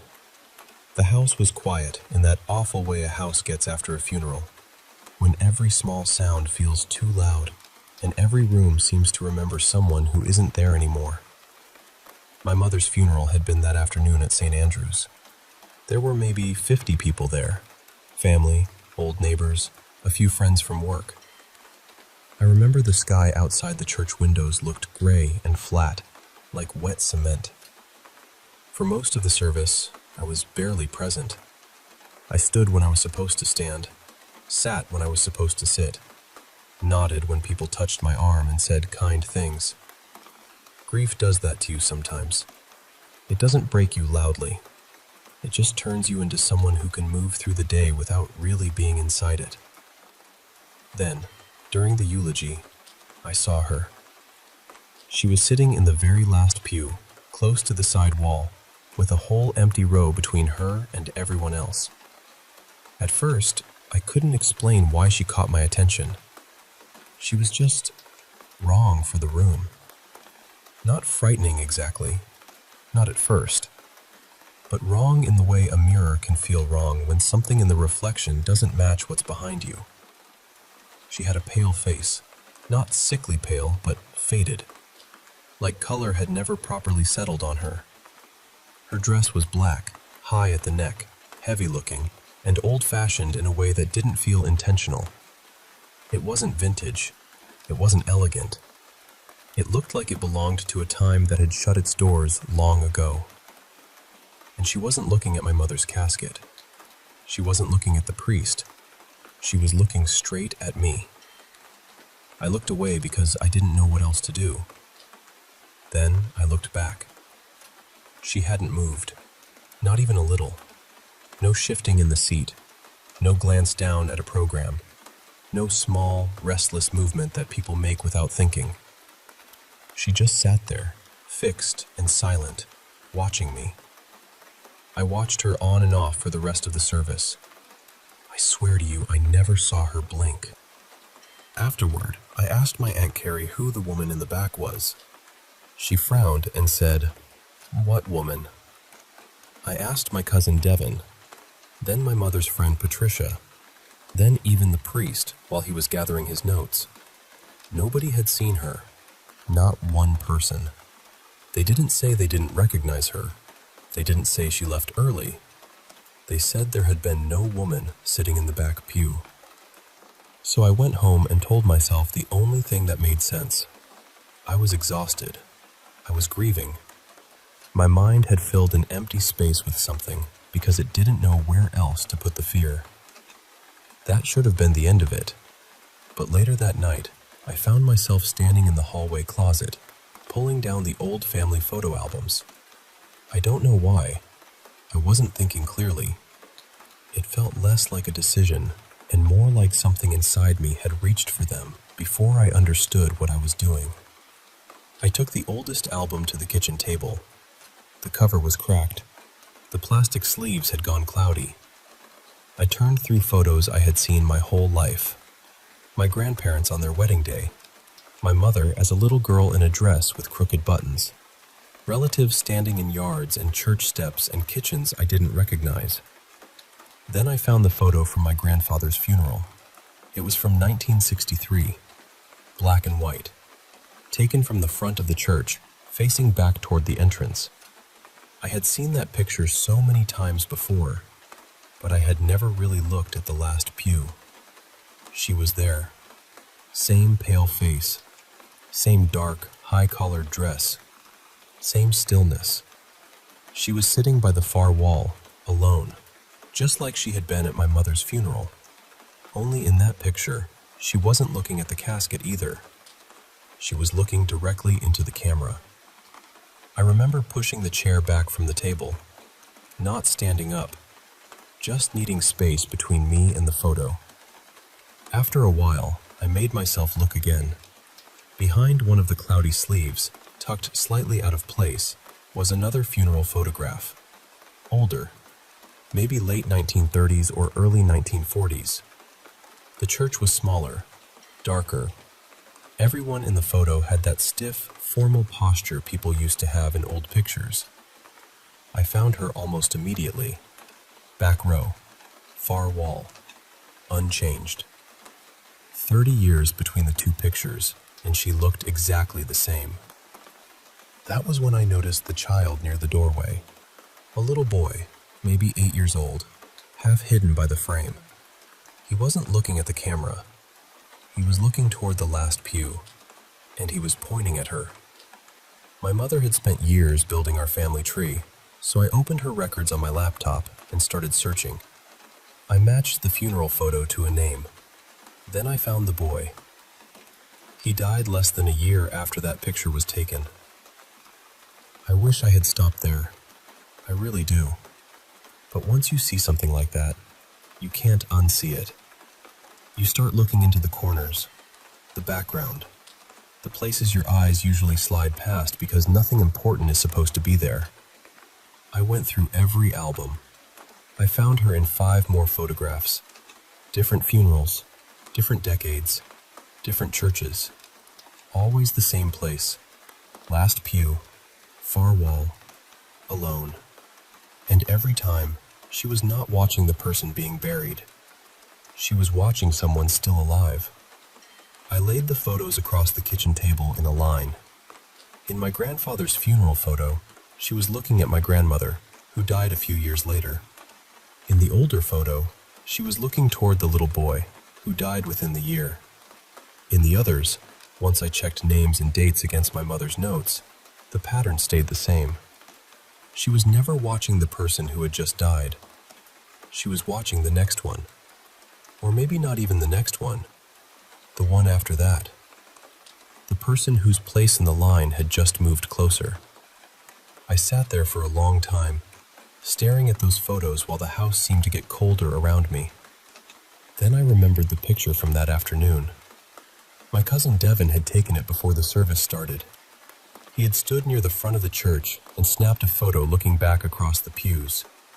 He sent it to me earlier, but I hadn't really looked at it. I opened it on my phone. Last pew. Far wall. There she was. Same face, same dress, same impossible stillness. I zoomed in with my fingers trembling. I needed to see who she was watching. The image was a little blurred near the edges, but the back of the church was clear enough. She wasn't looking at me. She wasn't looking at the mourners. She was looking at the camera. She was looking at Devon. I called him right away. It rang 4 times, then went to voicemail. I called again. Voicemail. I texted him. Please call me. It's urgent. That was hours ago. I've called again and again, every 20 minutes. Same thing each time. 4 rings, his voice, then silence. His address is written on a piece of paper in front of me. My keys are beside it, and I know I should go. I know I should get up from this table and drive over there. But something in me already knows that when I arrive, whatever I find, I'll be too late, because she has never been wrong before.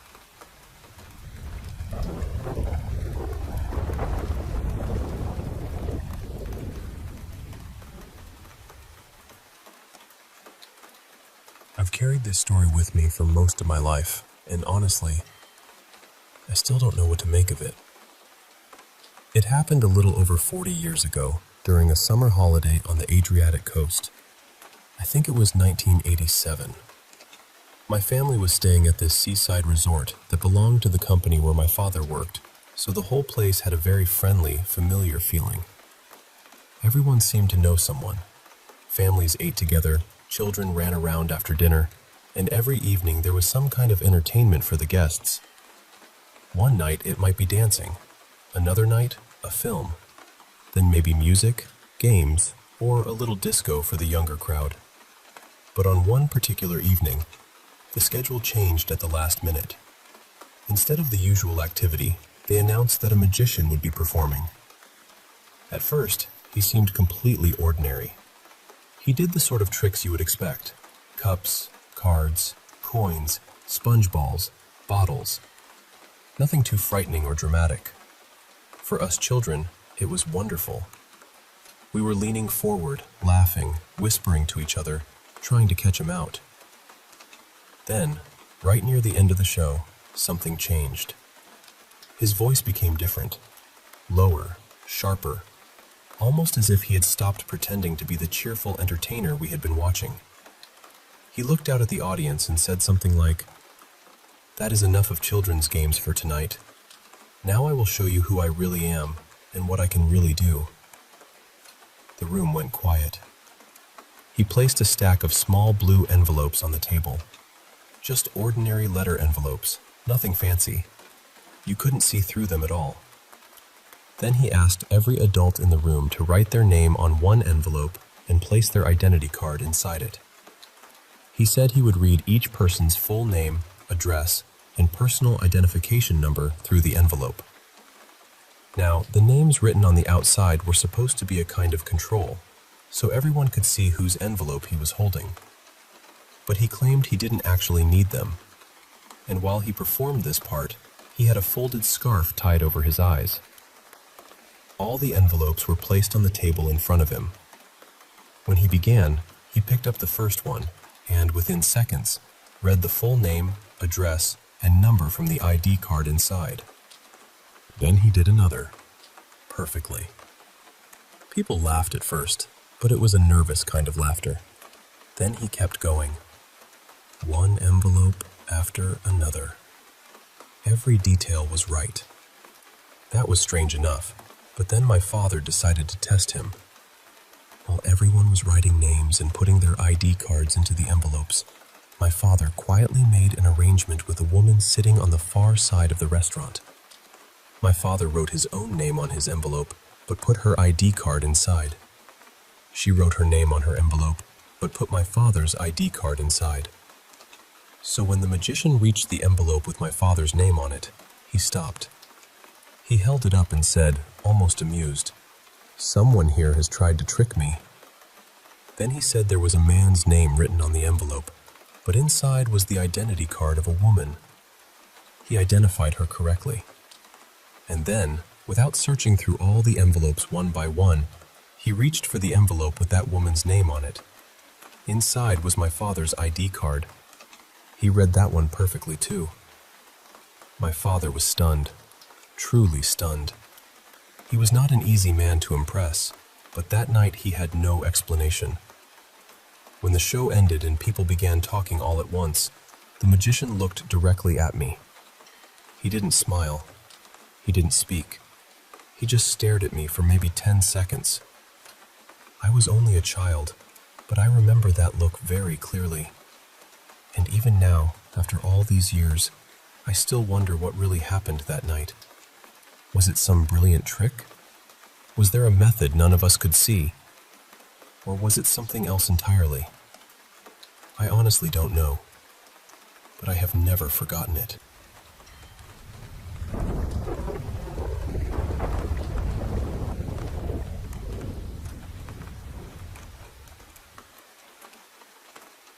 I moved into this place last spring, and at first, I thought I'd lucked out. It sits right beside a stretch of woods, the kind that looks peaceful during the day, but turns into something else once the light starts draining out of the sky. Pretty soon after moving in, though, strange things started happening. Me, my brother Callan, and his girlfriend heard voices more than once late at night when we were out by the parking area. Not clear conversations, just low murmurs, footsteps on gravel, that kind of thing. A few times, when I was walking through the woods with friends, I heard someone call my name from behind the trees. But when we looked around, there was nobody there. No hikers, no kids, no one hiding around. Just the trees and that heavy silence afterward. Recently, we found out there's an old tree deeper in the woods. People around here call it the witch elm. It's supposed to be a couple 100 years old, maybe older. I don't know why, but once I heard about it, I couldn't stop thinking about it. A few days ago, during that little heat wave we had, I decided to go find it by myself. I had nothing else going on, and curiosity got the better of me. To reach it, you have to go down these old steps into a lower part of the woods. The second I got near those steps, I had this horrible feeling that I was being watched. Not just nerves. It felt focused, like something had noticed me. Still, I kept going. When I finally reached the tree, I understood why people talked about it. It was huge and twisted, with these heavy branches stretching out like they were holding the air in place. Nothing dramatic happened at first, but the whole area felt wrong. Too still, too quiet. I stayed for maybe 5 minutes, then decided I'd had enough. After that, I walked farther along the path and sat on a fallen log while I waited for Callan to finish work. He said he'd come meet me and check the tree out too.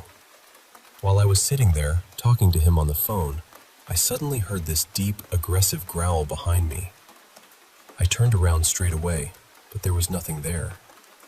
The path runs near the back fences of some houses, so I tried to convince myself it was probably a dog in someone's garden.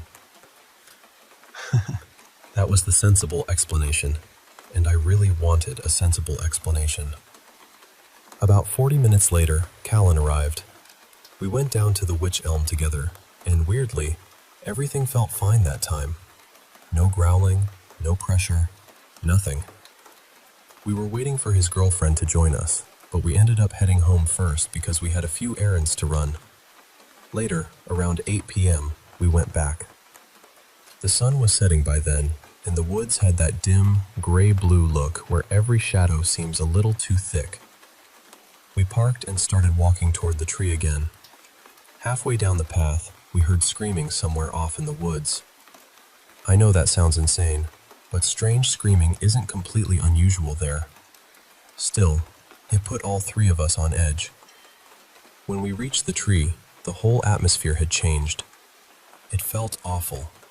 The same watched feeling came back, only stronger.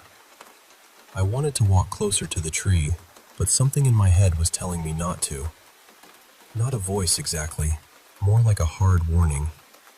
So I stayed where I was. Then Callan's girlfriend went quiet and said she'd just heard growling. We both turned to look at her while she was trying to explain where it came from.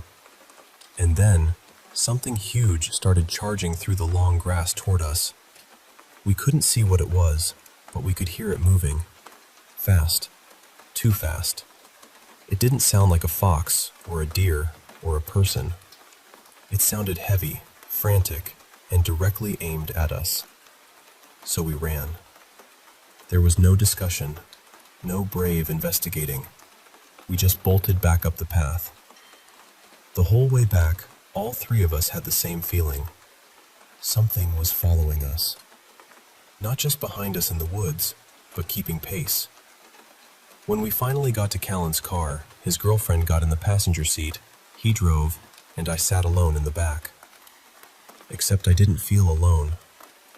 The entire ride back, it felt like someone was sitting beside me. I kept glancing over, and of course there was nothing there. But the space next to me felt occupied. Heavy. Close. When we got back to the house and pulled over, I didn't say anything at first because I thought I'd sound ridiculous. Then Callan and his girlfriend both said they'd felt it too. They said it felt like something else had gotten into the car with us. I still don't know what followed us out of those woods that night. I don't know if it was tied to that old tree, or if we just walked into the wrong place at the wrong time. But I know what I heard, and I know what I felt. And whatever it was, it didn't feel like it wanted us there.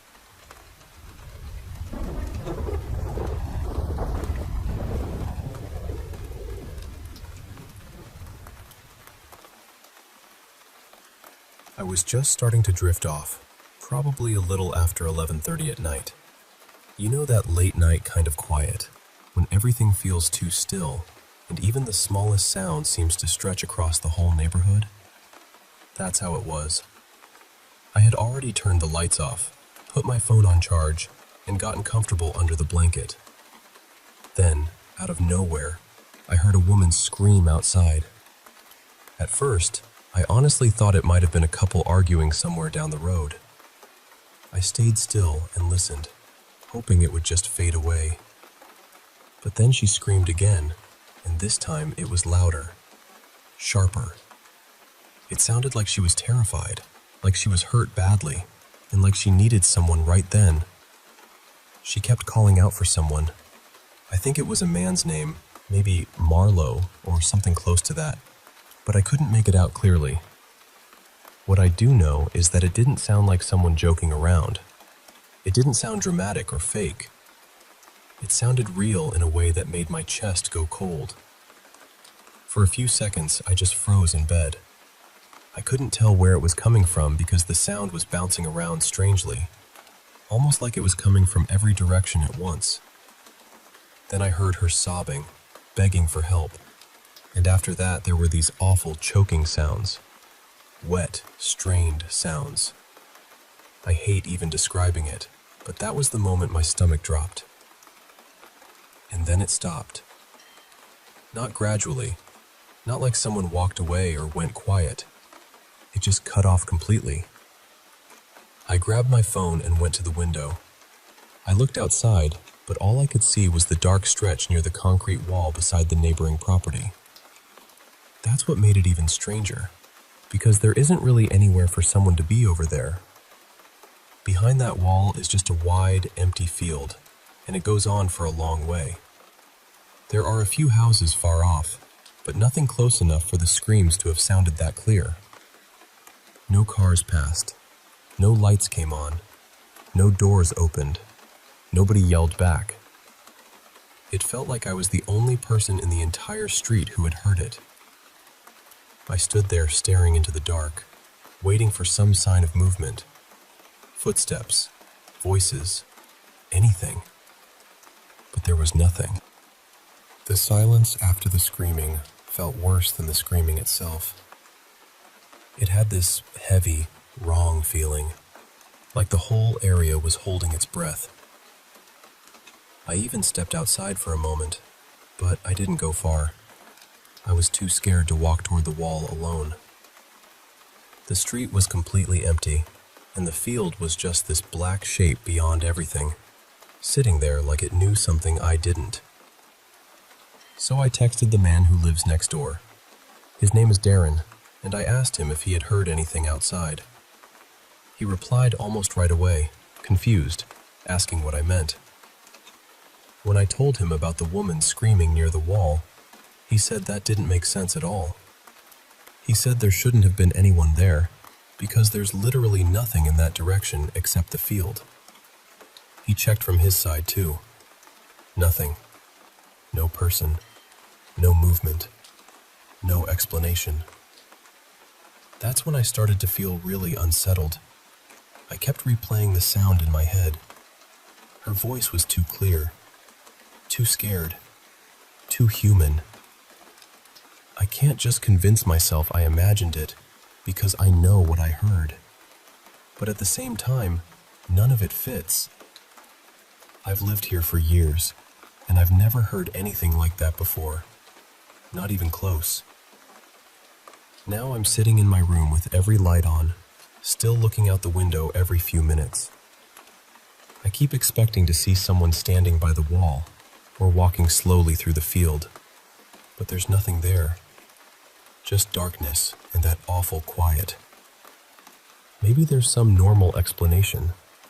Maybe sound carried from somewhere far away in a weird way. Maybe I'm overthinking it. But I'll be honest with you, it didn't feel normal. It felt like something terrible happened right outside my house, and then the night swallowed it whole.